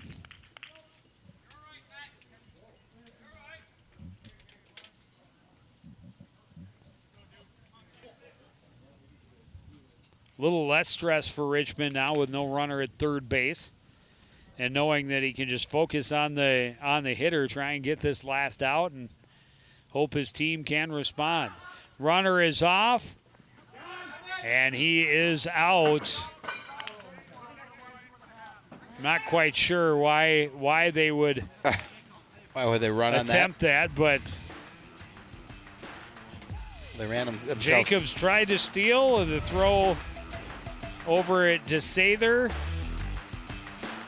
and the runner trying to argue he wasn't tagged, but it's not the way our umpire saw it. So caught stealing for out number 3. Still 2 runs across. It's a 4-2 lead for Hamel as we go to the bottom of the 6th.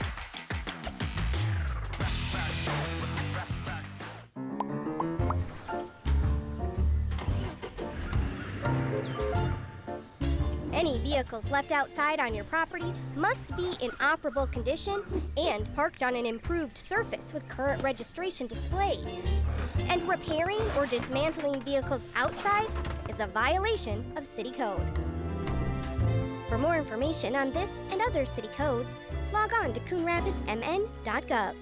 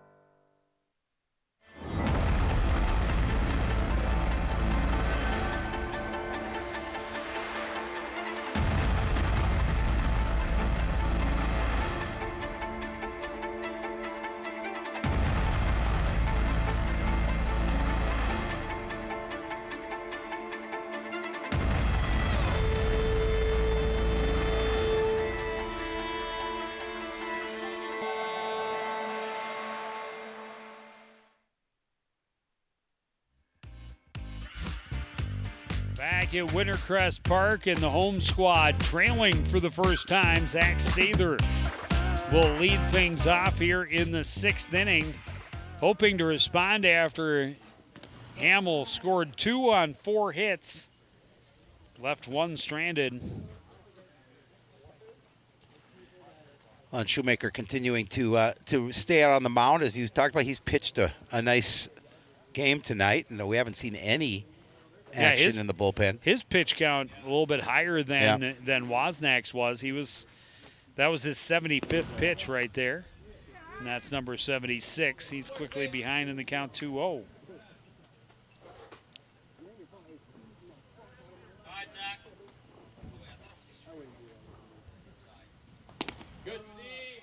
And now 3-0.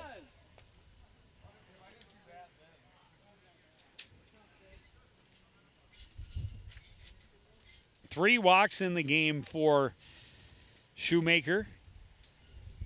He's given up 2 runs, only one of them earned on 3 hits. Now looking to see if he can earn that free pass here and start this inning off with a base runner. This one ripped foul, and it's a full count. Shoemaker has battled back. He does have 7 strikeouts in the game.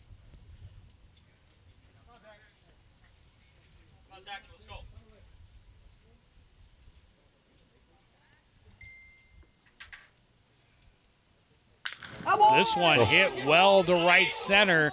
Long run for both fielders. No one will get to it. Sather will dig for second, and he'll be in there easily with a stand-up double.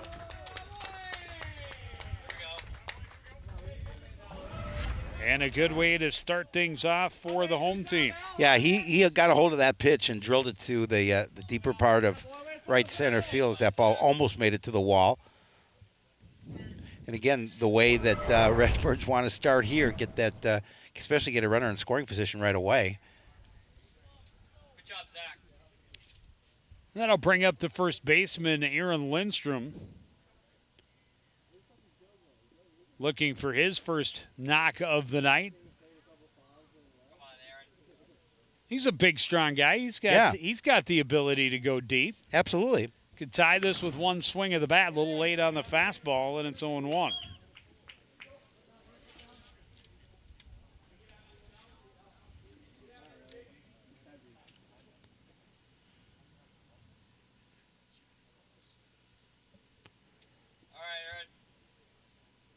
Sather at second, nobody out. Redbirds trailing by 2. That one called to strike. Lindstrom thought it was low, as did the entire dugout, as the groans for the strike call. It's 0-2.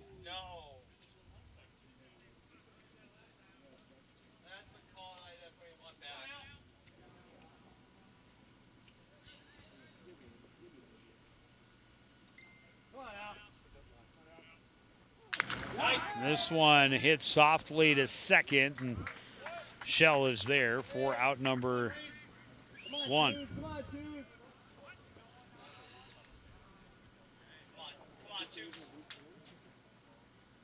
So now it is Justin Reeves digging in. He's 0 for 1. Walked back in the second inning and then punched out on 3 pitches in the fourth. And the Redbirds need some knocks. Easy take on that one down low.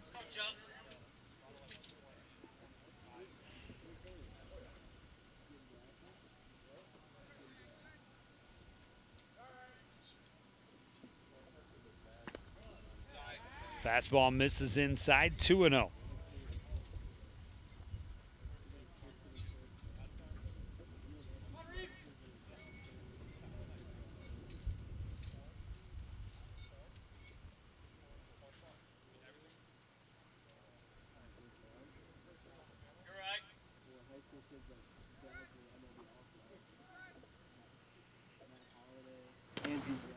Curveball got him swinging.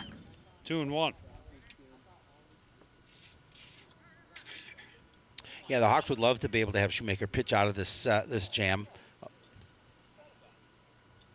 So give up that leadoff double, but if he can get an opportunity to get an out here, get a couple of quick 2 outs, an opportunity to get out and back to the plate for his squad. Misses outside and behind in the count, 3-1. And Reeves should see a good pitch to hit right here.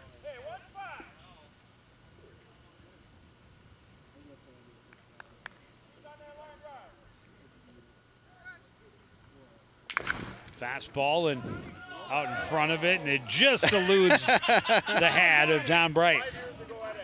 5 years ago, he would have had it. Not as quite as nimble as he used to be.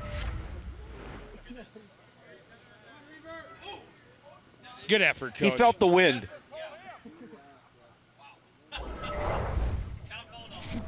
Back to a full count now. Shoemaker with 1 out and a runner at second base delivers, and this one popped back out of play.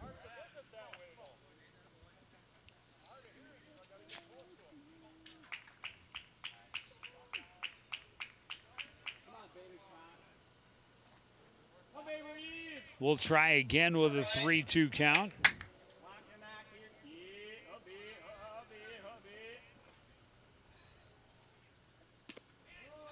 That one is outside, and Reeves works a walk for the second time tonight. 2 on with 1 out here in the bottom of the 6th inning. Reeves representing the tying run.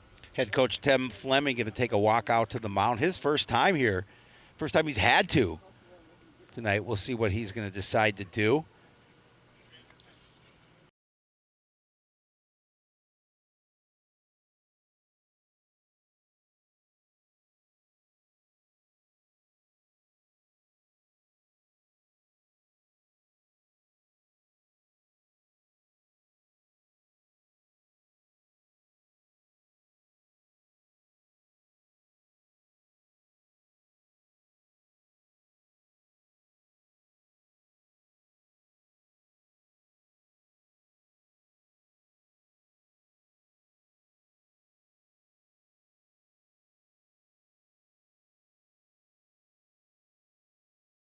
Due up. Yeah, obviously you get an opportunity here to see if you can, as some of those batters in the bottom portion of the lineup, see if you can come through. Cole Grebner 0 for 2 with a ground out and a strikeout. Big opportunity for him right here. Runners are off. This one chopped and bounced high in the infield. Long run for the shortstop. The throw is not in time. Did he even make the throw? No, he did not. It was just a high bounce, and by the time he got down, Grebner was aboard with an infield single. Hit and run was on. Yeah. Yeah, he did not throw it. Say they're obviously off with that pitch with the hit and run being on. So bases are loaded with 1 out for Jackson Bates. The tying run in scoring position, the go-ahead run at first.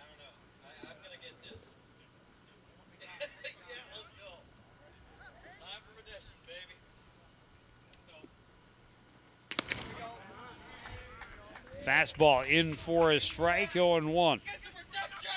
And Shoemaker has challenged Redbirds hitters most of the night. He has.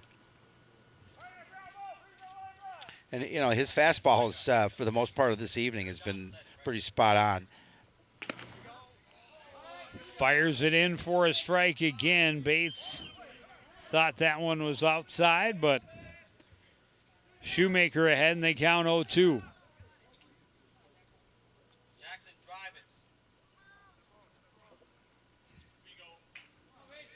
Shoemaker steps off.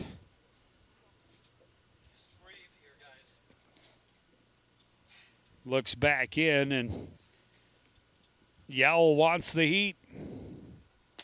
He will get it, and a called strike. Bates thought that one was low, but you will never win that argument. No, he Strikeout number 8 of the game for Nate Shoemaker. Good frame job by Caleb Yowell. Very much so. Back to the top of the order, Ian Wynn. 0 for 3, reached on an error and scored. Back in the third inning.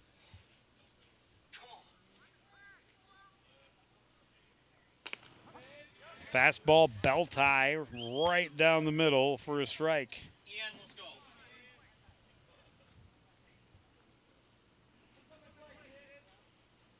Sather at third. Reeves at second. Grebner at first. 2 away.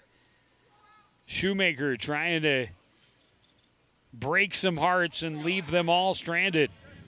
Yeah, if he can do that, that was a great effort on his behalf. So he's looking to see if he can do that here with 2 away. Pretty good hitter, obviously, at the plate.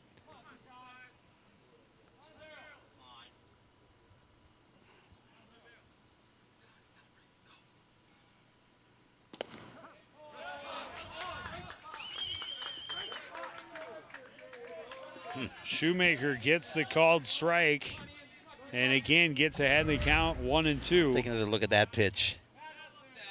Yeah, that's not even close to a strike. That's a large zone. Yeah. This one hit back up the middle, bobbled by Punkachar, flipped to second. It's not caught. Sather will score. And it's a 1-run game.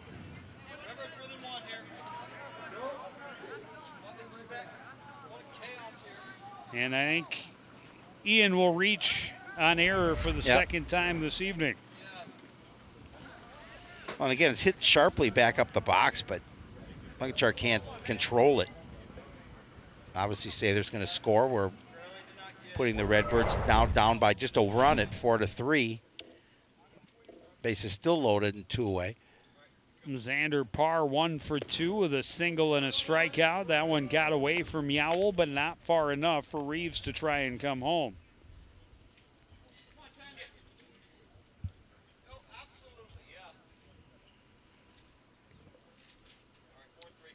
Reeves is the tying run at third base.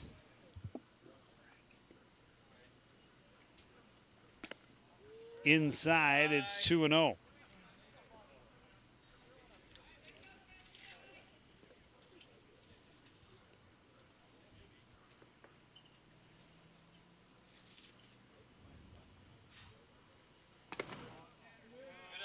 And now 3-0, and Shoemaker in danger of walking home the tying run. Yeah, still nothing in the bullpen unless Coach Fleming is going to bring somebody in when and if he does from the field. It's a big pitch right here. Huge. Maybe the biggest of the night for Nate Shoemaker. And it's in there for a strike. Parr taking all the way, obviously.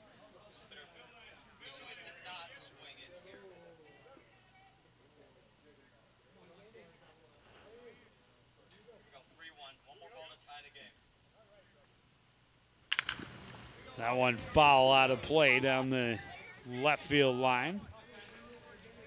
And again, a full count. This has been the longest, most stressful inning of the outing so far for Nate Shoemaker. Yeah, but the fact that he got the count back to 3-2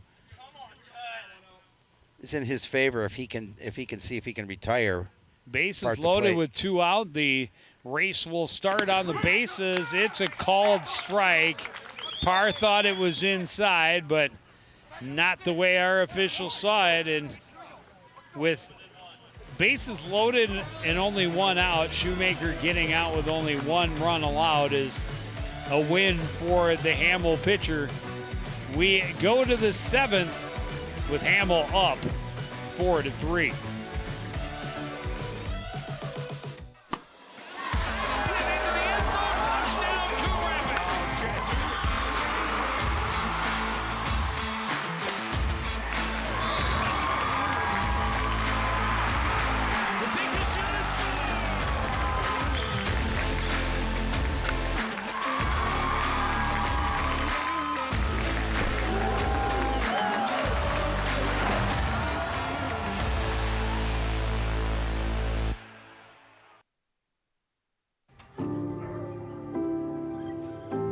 Owen, when you came into my life, it was a whirlwind.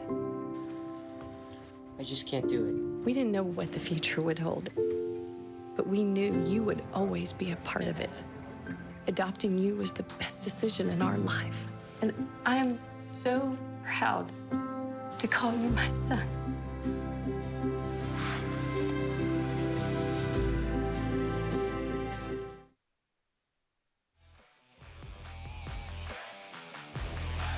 New pitcher, new catcher for the 7th inning for the hometown Redbirds. Riley Peterson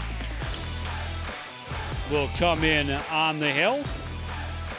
And you're very familiar with the catcher. Yeah, I know him a bit. Peterson comes in with an 0 on record. He's pitched 9 1/3 innings, given up 9 hits, 5 runs, 3 of them earned. 7 strikeouts in those 9 1/3. He's got a 2.89 earned run average. There's Aaron Yund behind the plate.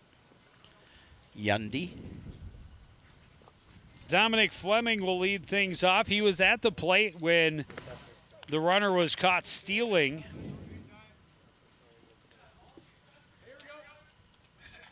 To end that 4th inning, or 6th inning. Fastball in the dirt from Peterson, skips to the backstop, 2-0.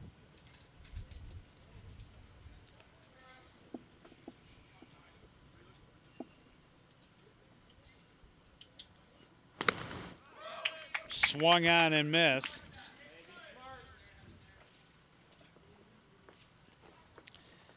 And that's the hard thing is, of course, you want to find your rhythm as quickly as possible, and I don't think this one hits softly on the right side. Bounces away from Grebner and no play. It was just out of the reach of Lindstrom, and then Grebner kind of had it skip off the tip of his glove, and it had no play by the time he recovered it. And that'll be the first error of the ball game against the Redbirds. Yeah, not much he could do as Lindstrom tried to get to the ball. 5 years ago, he would have had that. Yeah. To quote Don Bright. Yep. Back to the top of the order for the Hawks. And this is a new batter.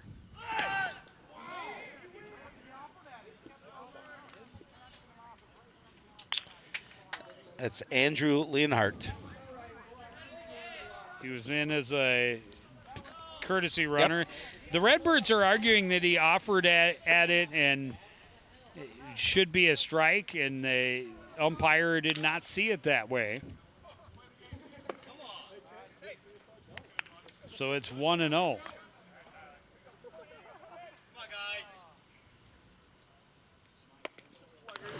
This one popped up, a chance for Yund, but good effort, not able to get there. Yeah, good hustle. Really tough to get to that one. 5 years ago, he wouldn't have had that. It's pretty tough. Not too many would have had that. Bunted foul by Leinart will make it 1-1.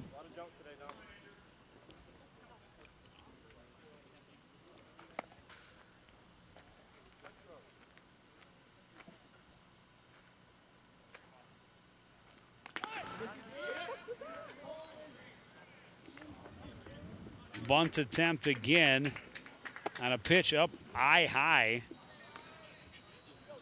And now it's 1-2. I don't think Leinert will be trying to bunt with 2 strikes. Nope. I've been wrong before. Dominic Fleming warming up in the bullpen for Hamel. This one fouled back and out of play. It'll stay 1-2. There he is. Coach's son. He's had enough to warm up. Had been out in right field to this point.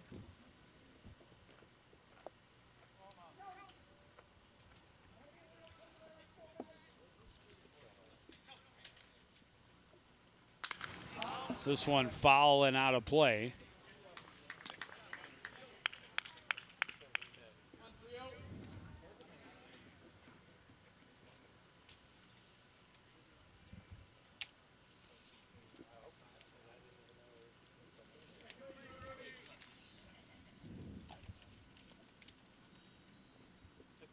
Jarrett Broyle was the runner. leadoff runner Yep. who reached on the air. Yep. That I thought was Fleming, but obviously he's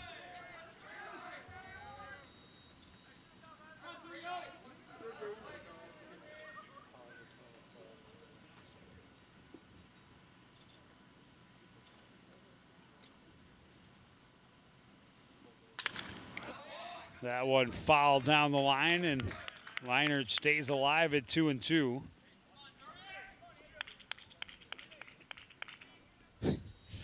The hometown scoreboard went to 1 out and erased the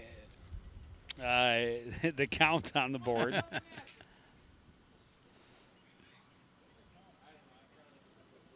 Instead, it's really 2-2 with nobody out. A curveball, and he went. That was a beautiful bender from Riley Peterson right there for strike 3. You can see it again here as Leinert That's just nowhere near the plate. No. And he tried. He tried to hold up. Not able to do so.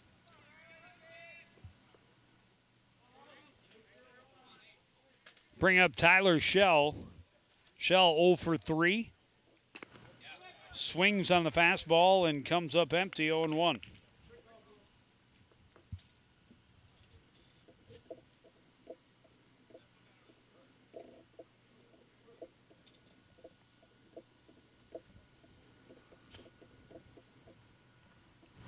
Curveball misses outside. 1-1.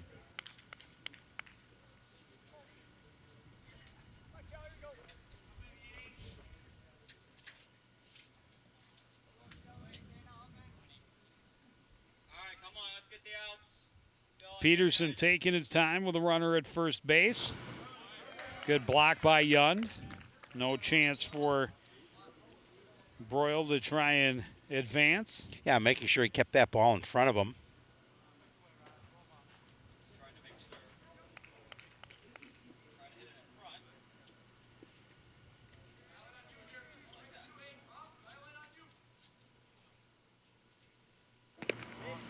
Fastball misses inside, 3-1.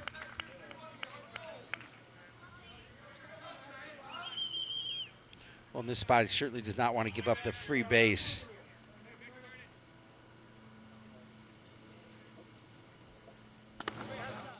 Up high, ball 4. Put 2 runners on with only 1 out here in the 7th.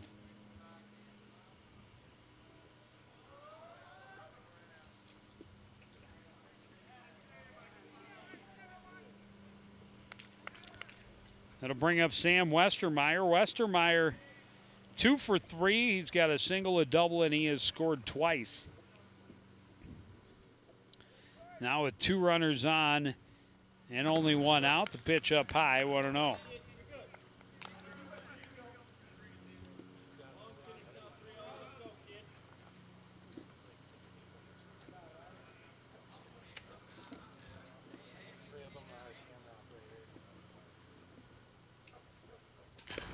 Fastball swung on, got a piece of it.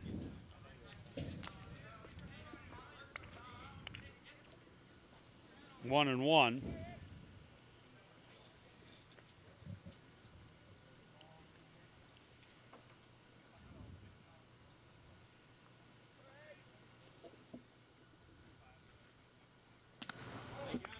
Up high again, 2-1. Yeah, the Redbirds just trying to see what they can do about getting out of this. They got to run back in the bottom of the sixth, but now they're in danger of having that lead increase again. Again, Peterson just struggling to find that zone. This one hit right at Sather. He'll throw back to first for the double play. It'll go L5-3, and the inning is over. So, yeah, they were struggling a bit. Hamel was threatening. All it takes is that line drive to your third baseman, and he makes a heads-up grab, and you throw across. That's your two greatest veterans and clubhouse leaders giving the team the spark they need. We'll see if they'll respond in the bottom half after this.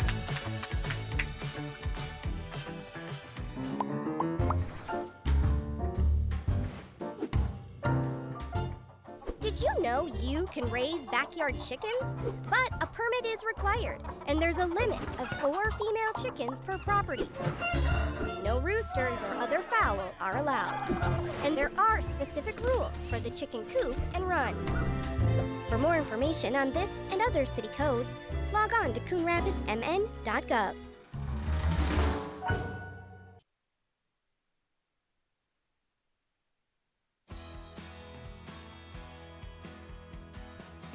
I used to drive an ambulance as an EMT, and I've always tried to be a safe driver. If people knew what I know, lives could be saved. In my car, if I see a truck or bus taking a turn, I know to take my time. When big vehicles turn right, they may swing wide to make the turn. If you try to sneak in, well, it's a lesson you'd rather not learn the hard way. When trucks and buses turn, let's you and I wait. It's our roads, it's our safety. I'm a first-generation Filipino American. You don't always feel you're a part of the country you live in. It's this weird middle space sometimes that you have to live inside of. But when you meet others that are also living in that space, you'll learn to know that it's its own unique space too.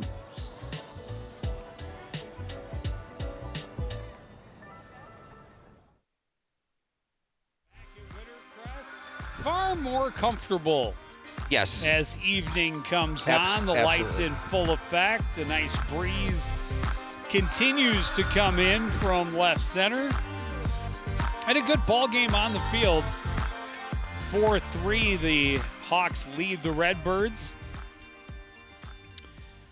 Nate Shoemaker stays on. He's over 100 pitches, unofficially. First pitch here is grounded back to second. Shell up with it. Easy play to Wilson. One pitch, one out. That's how you get it done in the field if you're the Hamel squad with that one-run lead. A quick first out. It'll bring up designated hitter Kirby Peary. Kirby a walk in 3 trips. Looking for his first hit of the night. Just 5 hits allowed by Shoemaker through 6 innings. Yeah, he's pitched well. But as you mentioned, his pitch count getting up there at this point in the game. But we did see a little bit of work in the bullpen, but no change, obviously. Fastball is in for a strike, and Yowell just wants to make sure they're on the same page, so he'll go out for a quick chat.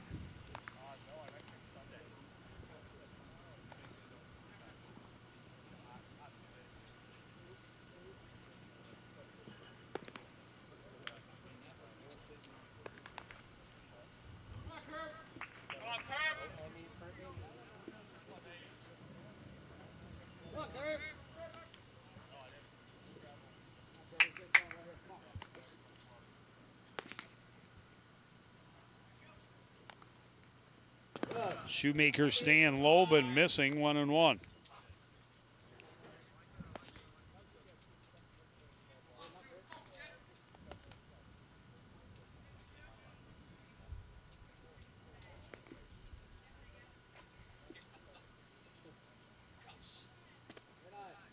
Inside 2-1.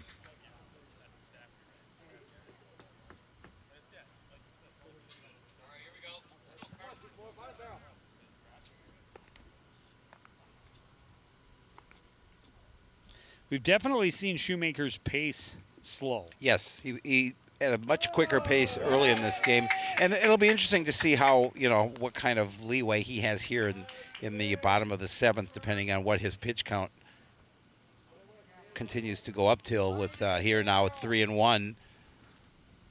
And of course, trying to protect that one-run lead.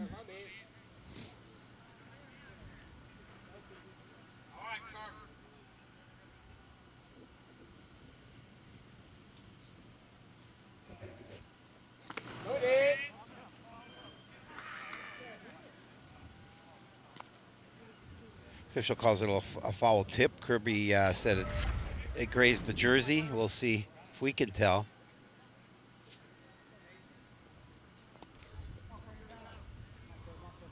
Tough to tell. Nonetheless. So it's a full count. Yep.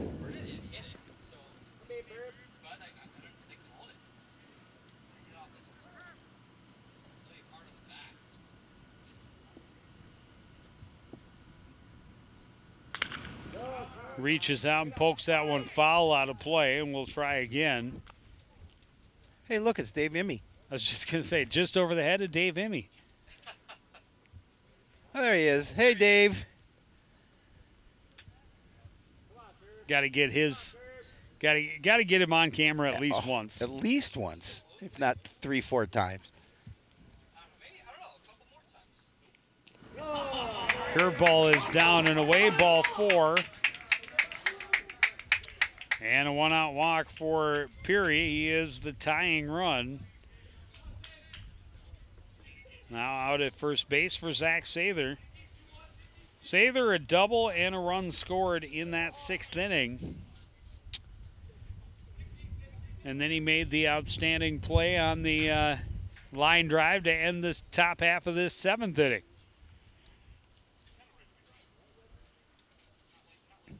Old guys can still get it done. Absolutely can.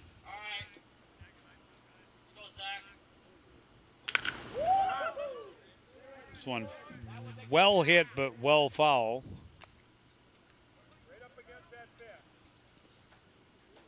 It's hard to believe that was 14 years ago. It's crazy. That they won that championship. It's crazy. God, we're old. But Talk at the about same old time, guys. it's right. At the same time, it feels like it was quite a while ago.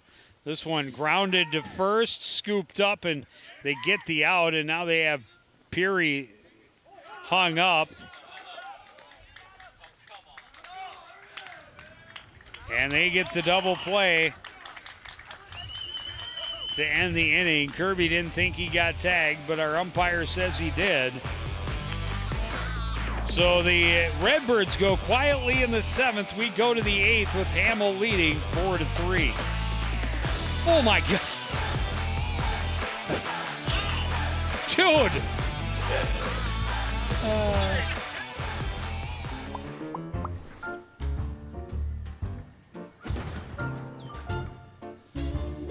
Did you know city code prohibits outdoor storage of things like building materials, auto parts, household items, scrap metal, garbage, and more? Thank you for helping our city look its best. For more information on this and other city codes, log on to coonrapidsmn.gov.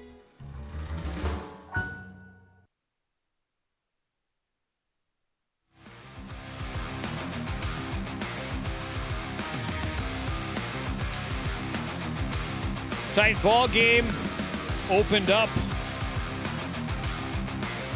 in the later innings, but it's been back and forth. Coon Rapids scored 2. Hamel answered with 2. Hamel scored 2 more. Coon Rapids came back and cut it to a 1-run lead. And that is where we sit. We have a new pitcher again for the Redbirds, Jackson Bates. Is going to take over. I'm just seeing who they put in at shortstop. Is that Ankerfeld? No. Ankerfeld is on the Legion. Oh, no, team. wait. What am I thinking? That's Jimmy Brinda. That's Jimmy Brinda. Another name from Wow. a ways back. Not terribly long ago. I think Brinda, graduated with Bates in 2019. 20, yeah. Seems like longer than that. Or 2018 or 2019. Because Kirby was 2019 for sure. There's I think Jimmy. Bates might have been a year in front of him. And Brenda might have been that same year. So Jackson Bates will come in and he'll face the home run hitter. Dylan Wilson with a 2-run shot in the 4th and then singled and scored in the 6th. And he starts him with a fastball for a strike, 0-1. Bates comes in with an 0-1 record. He's pitched 8 2/3 innings, given up 3 hits, 1 run not earned.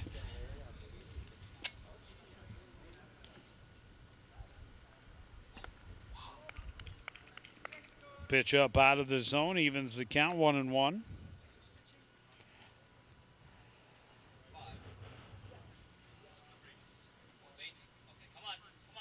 And Jackson thought he had hung up the pitching portion of his career, but he's been quite effective in the outings that he has had. And just talking to him a little bit, it sounds like he's enjoying it, being back up on the bumps. So, and that's what it's all about, especially in town ball. Having fun. Love of the game. 2-1 pitch.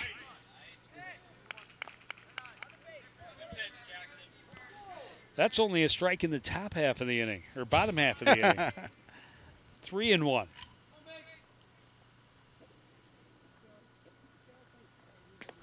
That's down low and a leadoff walk for Dylan Wilson. Not the way you want to start the 8th.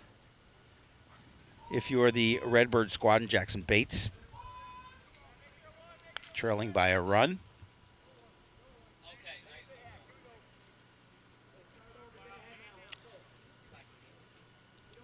And now Michael Jacobs, he is 1 for 3.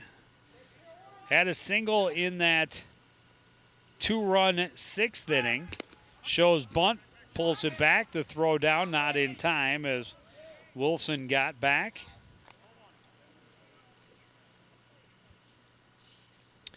Jacobs was caught stealing at third base to end that 6th inning.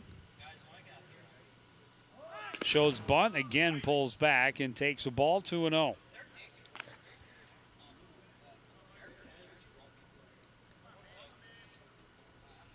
I think it's 1-1. It was called a strike, so it is 1-1.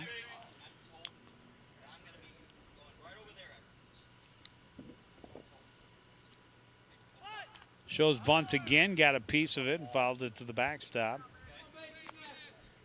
And Bates ahead in the count, 1-2.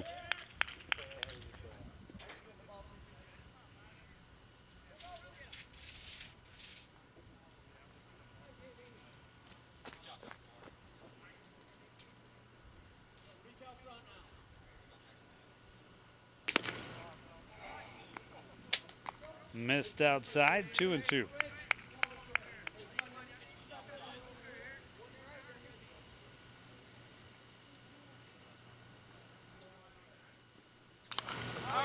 Foul to the backstop and out of play.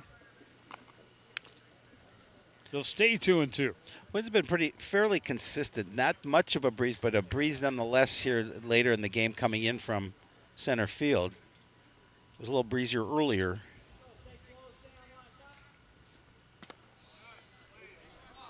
Curveball didn't really break for Bates, and it's a full count. It's a big pitch right here. Yeah. Don't want to start with back-to-back walks. Again, trying to keep that lead at 1. Fastball is in there for a strike, and Jacobs just hangs his head and returns to the dugout. That's his 3rd strikeout of the evening. And the first out here in the top of the 8th. It'll bring up the catcher, Caleb Yowell. He has a double in 3 at-bats.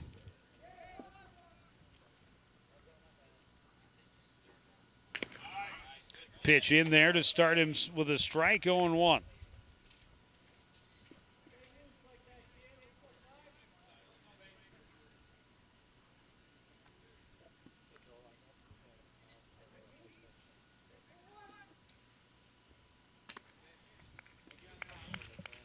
Bates trying to turn it up a notch with the heat, but missing well high.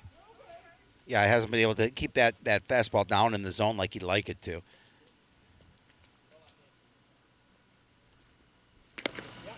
That one he Good did. strong fastball there, and Yowl can't catch up. It's behind in the count now, 1-2.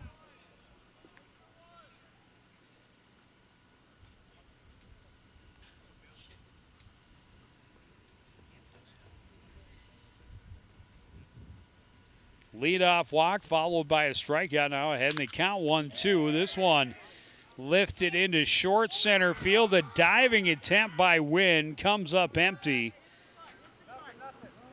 And a good backup by by Xander Parr.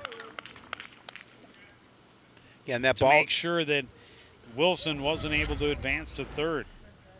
It didn't hit as far as Wynn thought. He tried to make the play coming in. Just going to get by him. Good effort. And as you mentioned, Parr right there to back it up. Well, it's interesting, but with the double earlier, I was about to say it showed his maturity that he didn't dive for the ball. Yep. But that was a different situation because Yes. he didn't have the angle on it. This one he was coming in on. A little bit different.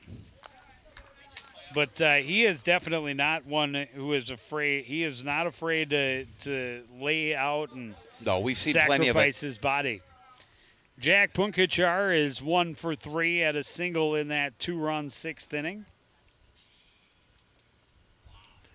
Yun taking a walk out to talk to Bates for the next offering.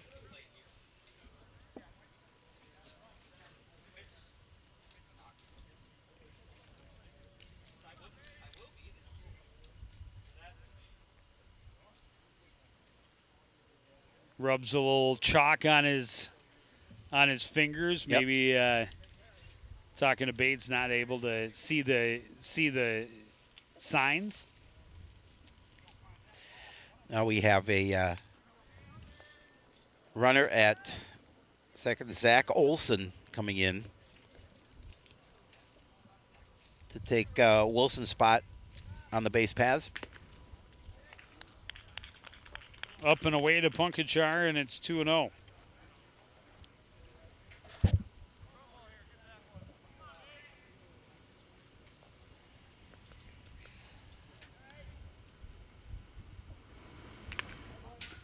Fastball was right there. He got a piece of it, but fouls it to the backstop.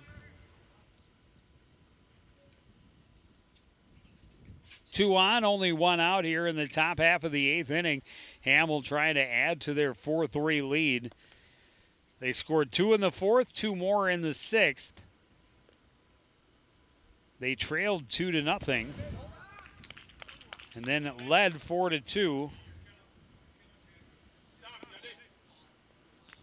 Another nice stop by Yund, making sure he kept that ball from getting behind him.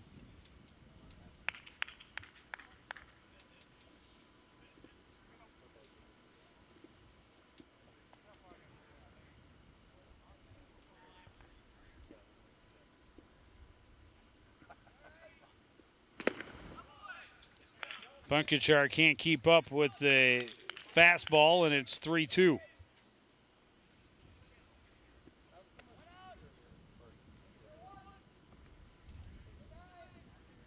Bates in a bit of a pressure cooker here, trying to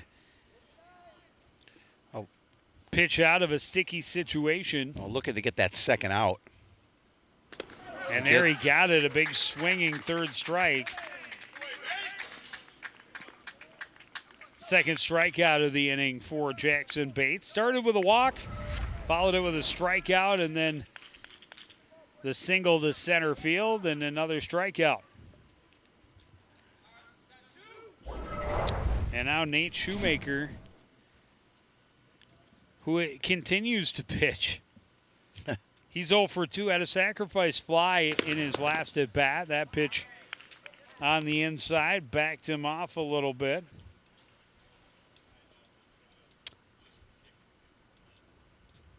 So he struck out, then he tried to bunt his way on, and he drives in a run with a solid belt to center field in his last at bat. That one right down the middle to even the count.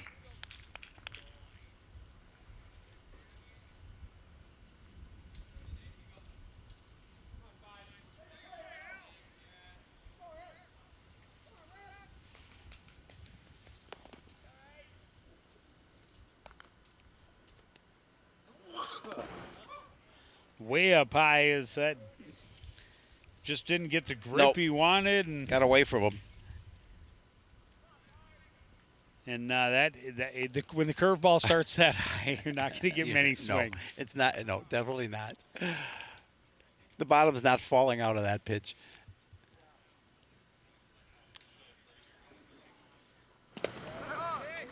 Follows it with a solid fastball, though. They even the count 2-2.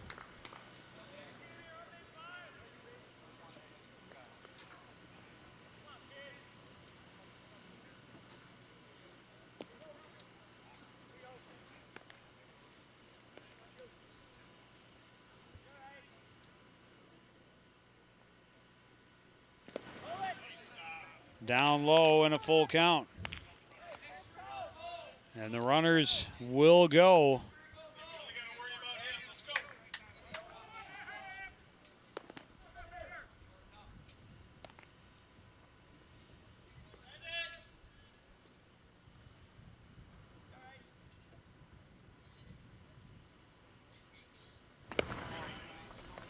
And it's low ball 4. They're loaded up with 2 away.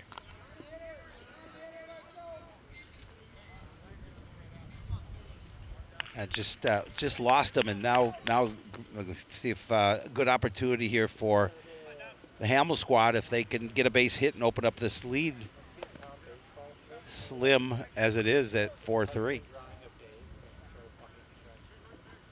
Dominic Fleming fouls this one off out of play. 1 for 2.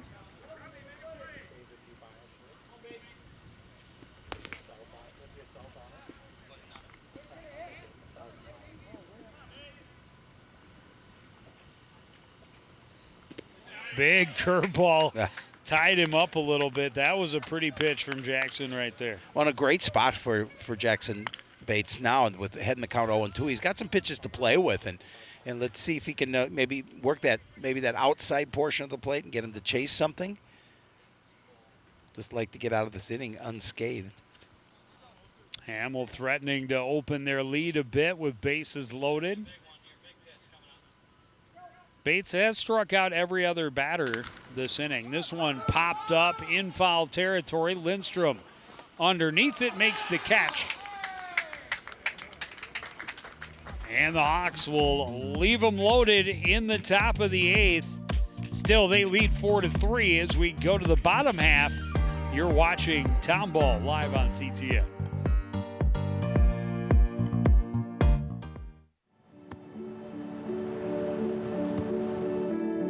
I don't remember how it started. Go to that. Our back and forth. It always came back. Dad! You probably don't remember what you told me, That was perfect. but I heard every word.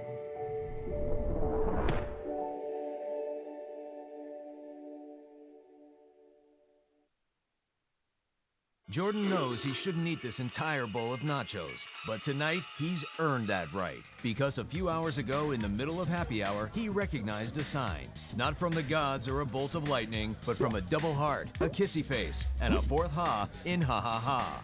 That's when Jordan knew he was buzzed. So when it was time to go, he got a ride home instead of driving. Be a legend like Jordan. Recognize your buzzed warning signs and get a ride home. Buzz driving is drunk driving.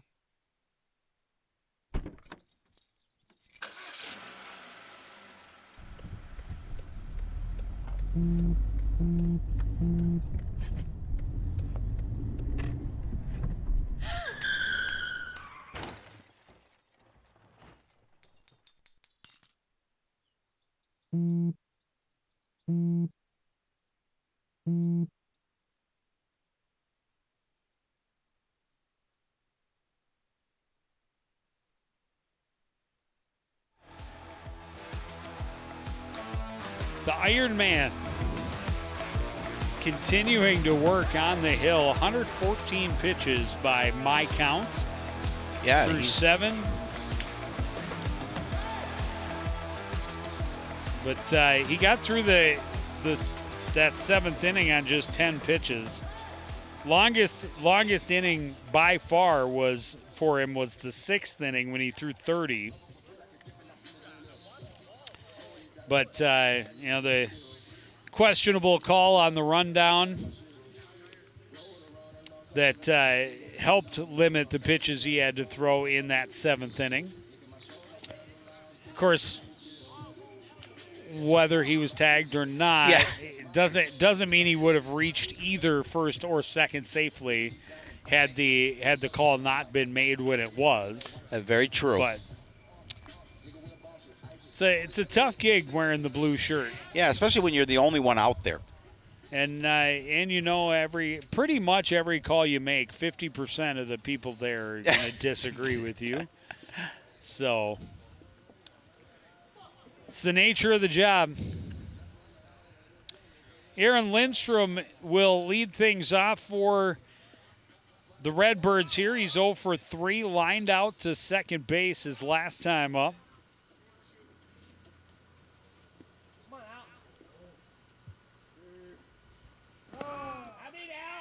Down in the dirt, 1-0.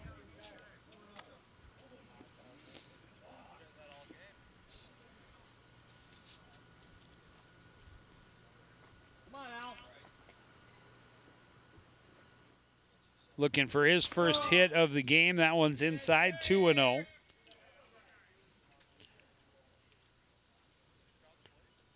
Just a couple of more opportunities here for the Redbirds. Just trailing by a run.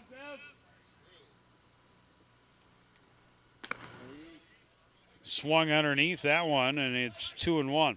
Ideally, they'd love to be able to take the lead going into the top of the 9th. Ideally, that's typically the way they'll settle for the fact if they can at least get the tie. This one chopped to short on a couple of hops. The throw across by Punkachar, and plenty of time for out number 1.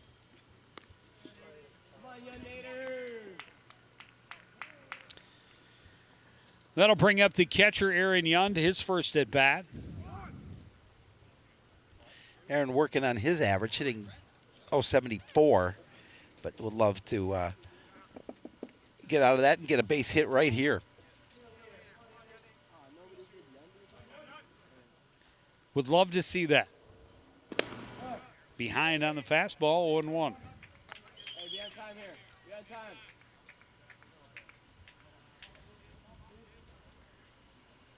Let's go, 1-5. Shoemaker continuing to deal.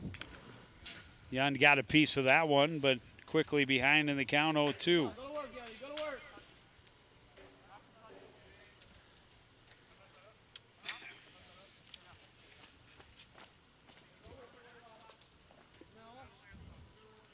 Come on, 1-5. Hum in. Coon Rapids trailing by 1. Getting down to the last handful outs. Down near his feet, skips all the way to the backstop, 1-2. Ian Wynn's had a little bit of a workout the last 2 foul balls. No one hustles harder. No. Agree. Come on, 1-5. Playoffs are going to be live on Wednesday, so I'm going to be here. Down and away, 2-2. That was not an easy pitch to take. The rare little, I don't know what that is. Is it a cutter? Is it a slider? Kind of broke away from the left-handed hitter. It did. Two-seamer, two-seam action.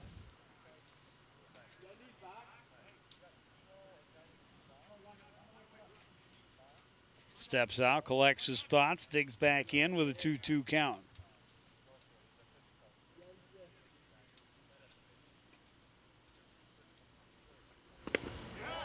Fastball blown past him. Another strikeout for Shoemaker, and 2 outs to start this 8th inning.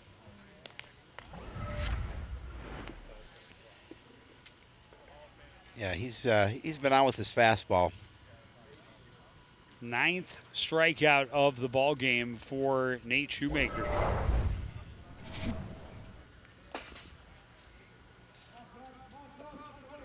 Make it at the 10th. It's impressive.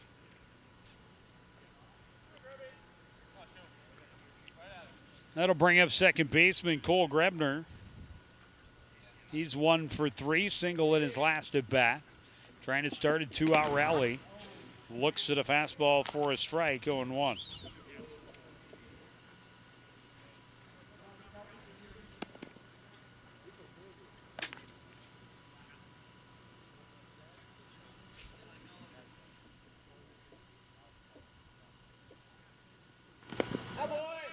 That one skipped to the plate, 1-1. Pretty easy take that time for Grebner. It'll be interesting to see, depending on how many more pitches that Shoemaker throws, if he gets the ninth as well.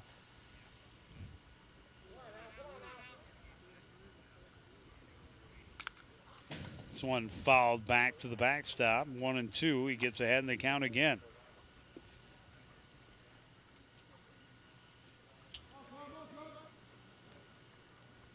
So he's at 126 pitches. It's a lot of pitches. He's a younger guy. Yeah, I would take it. That helps. Yeah, relatively good shape. Yep. He does throw a lot of fastballs. He does. I mean, they always tell you the curveball is what really, puts the strain on the arm, and he doesn't throw a lot of breaking pitches. He's mixed a couple in throughout the game, but mostly it's fastball, changeup, and mostly it's fastball, changeup. But he's got a good one, and if you've got a good one, why not lean on it? There's another one, and this one Grebner able to get just a piece of to stay alive, 1-2.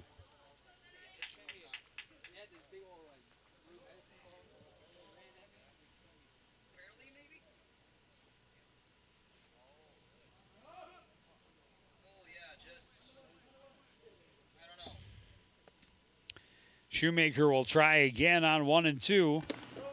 Down and in. Will even the count.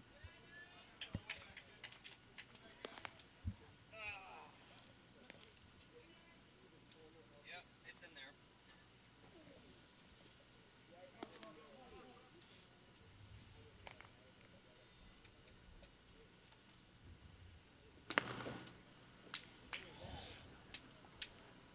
That's a strikeout, but what came flying Yeah, I'm not really off? sure.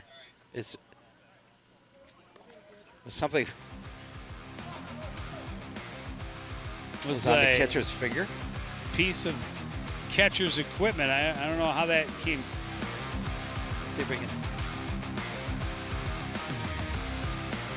Not sure how it came off, but it did. It did. But it is strike 3, back-to-back strikeouts in a 1-2-3 inning for Shoemaker.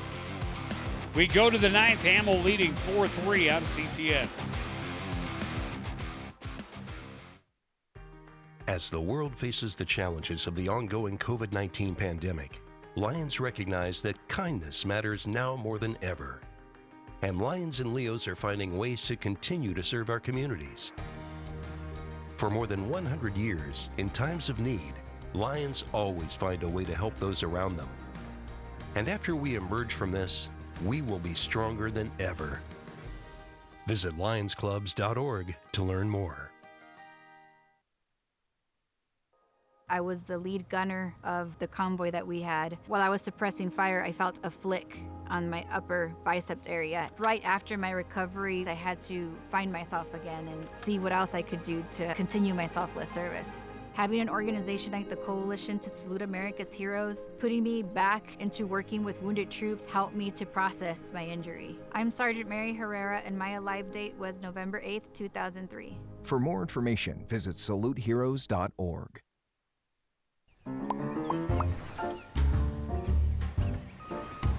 Did you know properties are required to have garbage and recycling service with a licensed hauler? On collection day, place your carts 2 feet behind the curb. Collection containers should not be placed in the street. And don't forget, containers are not allowed at the curb on non-collection days. For more information on this and other city codes, log on to coonrapidsmn.gov.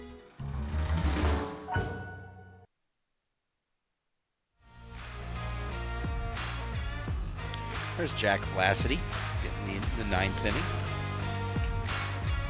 Jack comes in with a 2-0 record. He's pitched 27 in the third innings. He's given up 32 hits, 18 runs, 9 of those runs earned. Struck out 24 in those 27 in the third, and has a 2.96 earned run average. He will face the top of the order. Leinert came in the 7th and struck out his only at bat so far. That was against Peterson back in the 7th. They had Wozniak start and go 5 innings, and then bullpen getting an inning each so far. Leinert made good contact on the barrel of the bat, but sent it well foul out of play. Over into the Emmy collection down the right field line. Emmy has a whole bunch of them. Curveball, he's out in front of that Right. one. Fouls it right through the wickets of the coach. I was just going to say that. Look, oh, I almost had it. Coach Fleming would have had that 5 years ago. 4 years ago, he would have said he had. I'll take another look at that. Whoop. Got to get the hat off. Use the hat. Yep. A la Don Bright. You know, Don knows how to do it. Vlacity ahead in the count, 0-2. And a big curveball for strike 3. Good way to start your outing. Absolutely. It's a good battery. These guys have played together for a while. Long time. Not a terribly long time, but they played one year in traveling together, and then I thought longer than that. That was longer than that. No.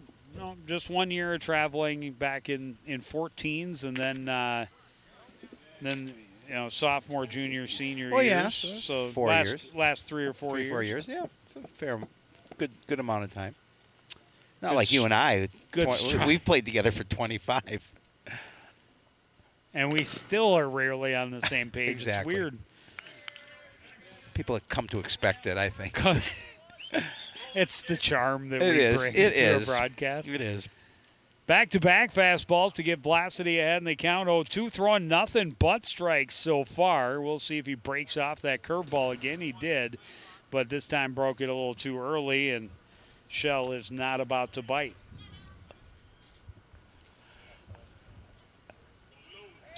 When he gets the bender working, it is a pretty nasty pitch.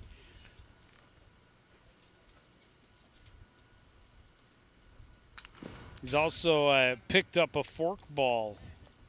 Huh. Jack went to Century College last season.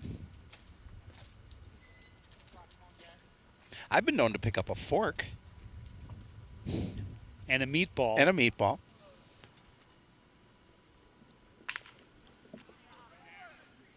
Little off-speed pitch. Hits softly back to Vlacity. He trots it over, flips it to Lindstrom. 4 out number 2. Vlacity, a bit of a rough outing his last time on the hill at Castle Field in Anoka, and it's what he needed. A couple of quick outs. Always good to get the confidence going back. Sam Westermeyer is 2 for 4. Single, a double, couple of runs scored. Last at bat, though, he lined it to third base, and it turned into a double play that ended the 7th inning.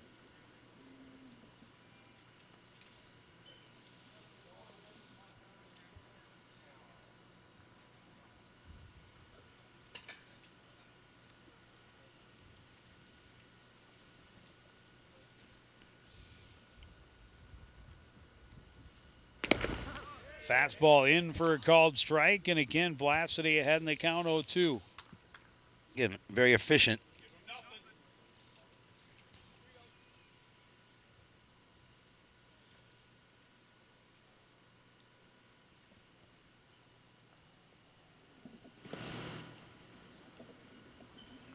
That one in the dirt. Trying to tempt him with something out of the zone, but Yep. that one's a pretty easy take. Westermeyer, a good hitter. This is equaling his longest at bat of the night, though. He doesn't like to stand around in that box too long. This one fouled and out of play. Well, and again, does a good job of just making sure he keeps his at bat alive in that situation with 2 strikes.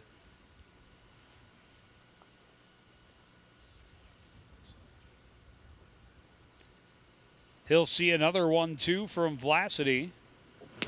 Swung on and missed. Vlacity gets him 1, 2, 3, including a couple of strikeouts. So we go to the bottom of the ninth. The Redbirds need 1 to tie, 2 to win. We'll see if they can do it next on CTN.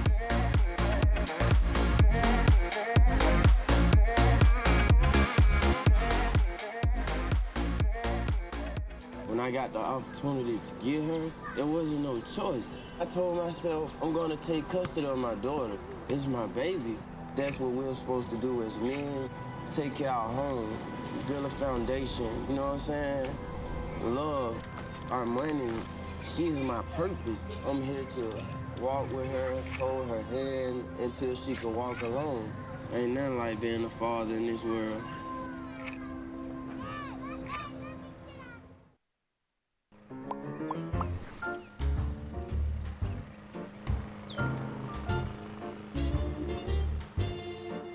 Did you know Coon Rapids has a city code regulating the height of your grass? Grass and weeds must be kept under 8 inches high. Thank you for helping our city look its best. For more information on this and other city codes, log on to coonrapidsmn.gov.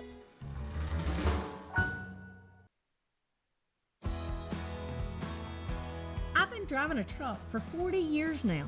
If people knew what I know, lives could be saved. Like the trucks can't stop quickly. It takes my 80,000-pound truck 200 yards to come to a complete stop. So I always do my best to give a lot of cushion. It helps when other drivers realize that and do the same. Please give trucks the space we need so we can all stay safe. It's our roads, it's our safety.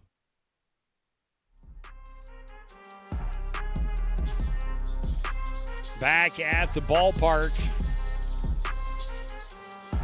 the Redbirds trailing Hamel Hawks by a 4-3 score. Jackson Bates will lead things off, and then back to the top of the order. They need a run, at least. If they can score 2, they can walk it off. And Nate Shoemaker has not been easy. He's thrown a lot. Surrendering just 5 hits, 3 runs, only 2 of them earned. He's got 11 strikeouts. I think 4 walks, but 11 strikeouts. This one hit back up the middle, and it will get through, and a leadoff single for Jackson Bates. Well, you know, now you've got the top of the order, the top 4 hitters who are hitting well this season. So you have a great opportunity here to at least tie it up. Well, we talked about it. Jackson has struggled at the plate so far this season as well. So that's a nice base knock for him at a big time. Back to the top of the order, Ian Wynn, 0 for 4. He's reached on error twice. I think he's due. He's due for a base wrap. It would not surprise me. Fouls this one straight back and out of play, 0-1. Good chance he's going to get a steady diet of fastballs. Yep.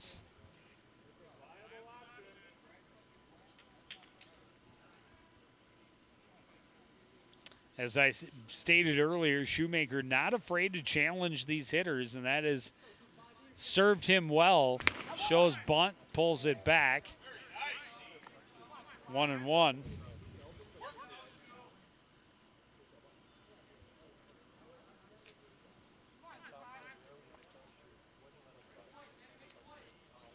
But yeah, and he really hasn't shown a lot of fatigue. You know, he's up at 100. I think this is pitch 134. Yeah.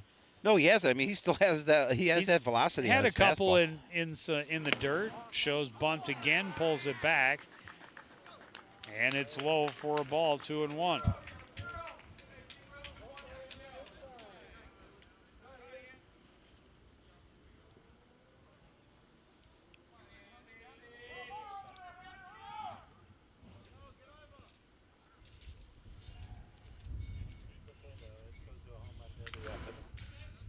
Got a piece of it, but it's foul. 2-2.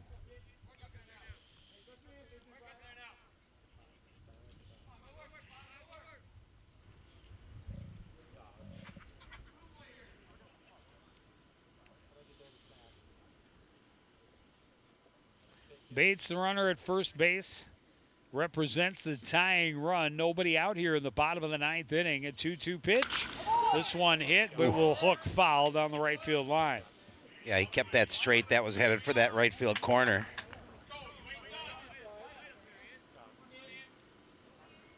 Did a nice job turning on that pitch.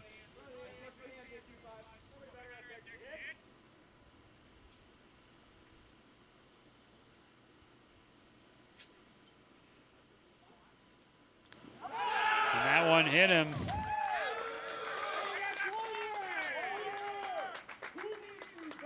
As he tried to bend something across and lost it inside, so now the tying run in scoring position.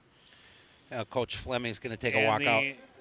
Winning run at first base, and it's the fastest guy.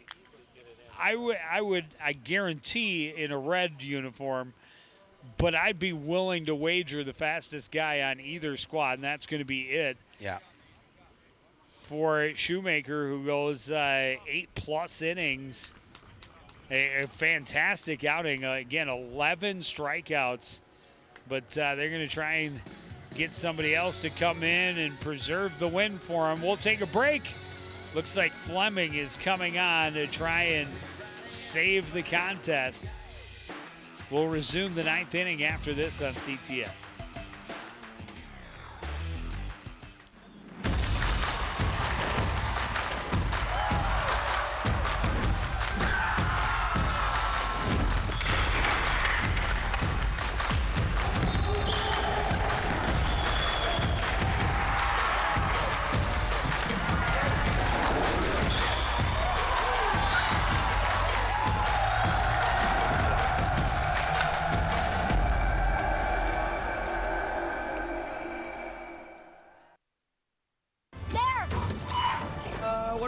You may not be able to plan ahead for a ghost encounter, Under the dining table now! but you can plan ahead for natural disasters. Sign up for local weather and emergency alerts. Maybe it's the apocalypse. Know your evacuation routes and decide on a safe emergency meeting location. Here? I know. What a pick Orlando. Protecting your family is the best plan you can make. So pass the Proton Pack to the next generation and visit ready.gov/plan to get started. So Nate Shoemaker will just switch places with Dominic Fleming and head out to right field. Through 137 pitches. It's crazy. 87 for strikes. Amazing. 11 strikeouts. Gave up just the 5 hits, 3 runs, 2 of them earned. He is on the hook for the 2 runners on base. And Fleming just trying to see if he can close this out, but 5 walks. He comes in a tough situation with Coon Rapids, nobody out and 2 runners on. And again, facing the meat of the order, Yep. 2, 3, 4 hitters.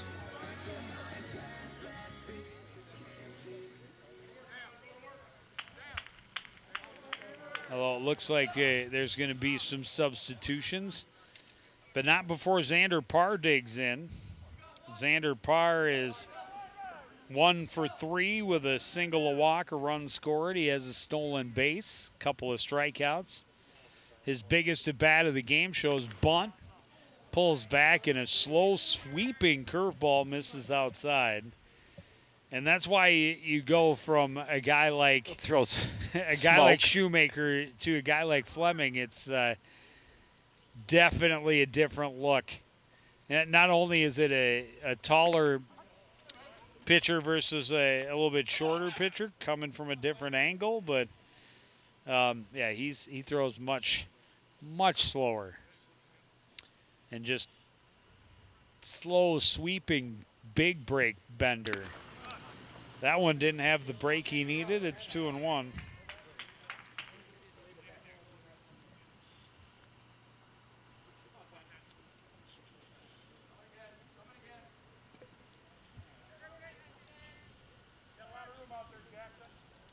Shows bunt again, drops down a good one. Fleming fields, looks at second. Will take the out at first. Good sacrifice by Xander Parr.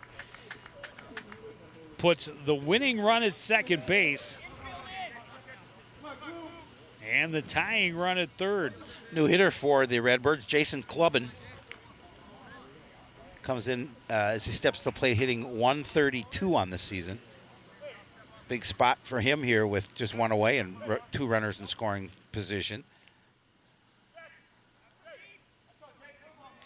Replaces Ramberg, that was 2 for 4 with a couple of RBI. Comes in a big spot, infield in. If he can get it past that drawn-in infield, there's a good chance with the speed that Wynn possesses at second base. A short single could win the game, but that curveball tied him in knots. I think he came all the way around before that pitch reached the home plate dirt. Another slow breaking pitch that misses inside, 1-1.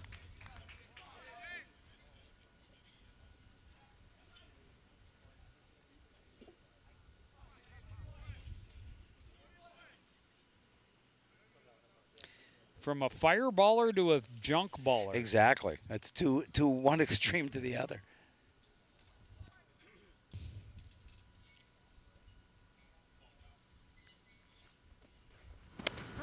It's a good break right there, though. When he gets it in the right spot, that's what it takes. 1-2.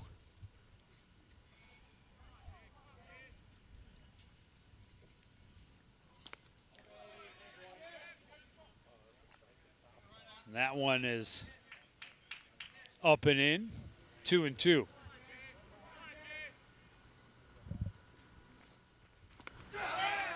Goes after the high curve for strike 3 and a big second out. And the infield will return to normal depth, needing just 1 out to secure the win. It's going to leave it up to Kirby Peary with 2 away. Kirby 0 for 2, a couple of walks. His last time on the bases, the phantom tag for out number 3.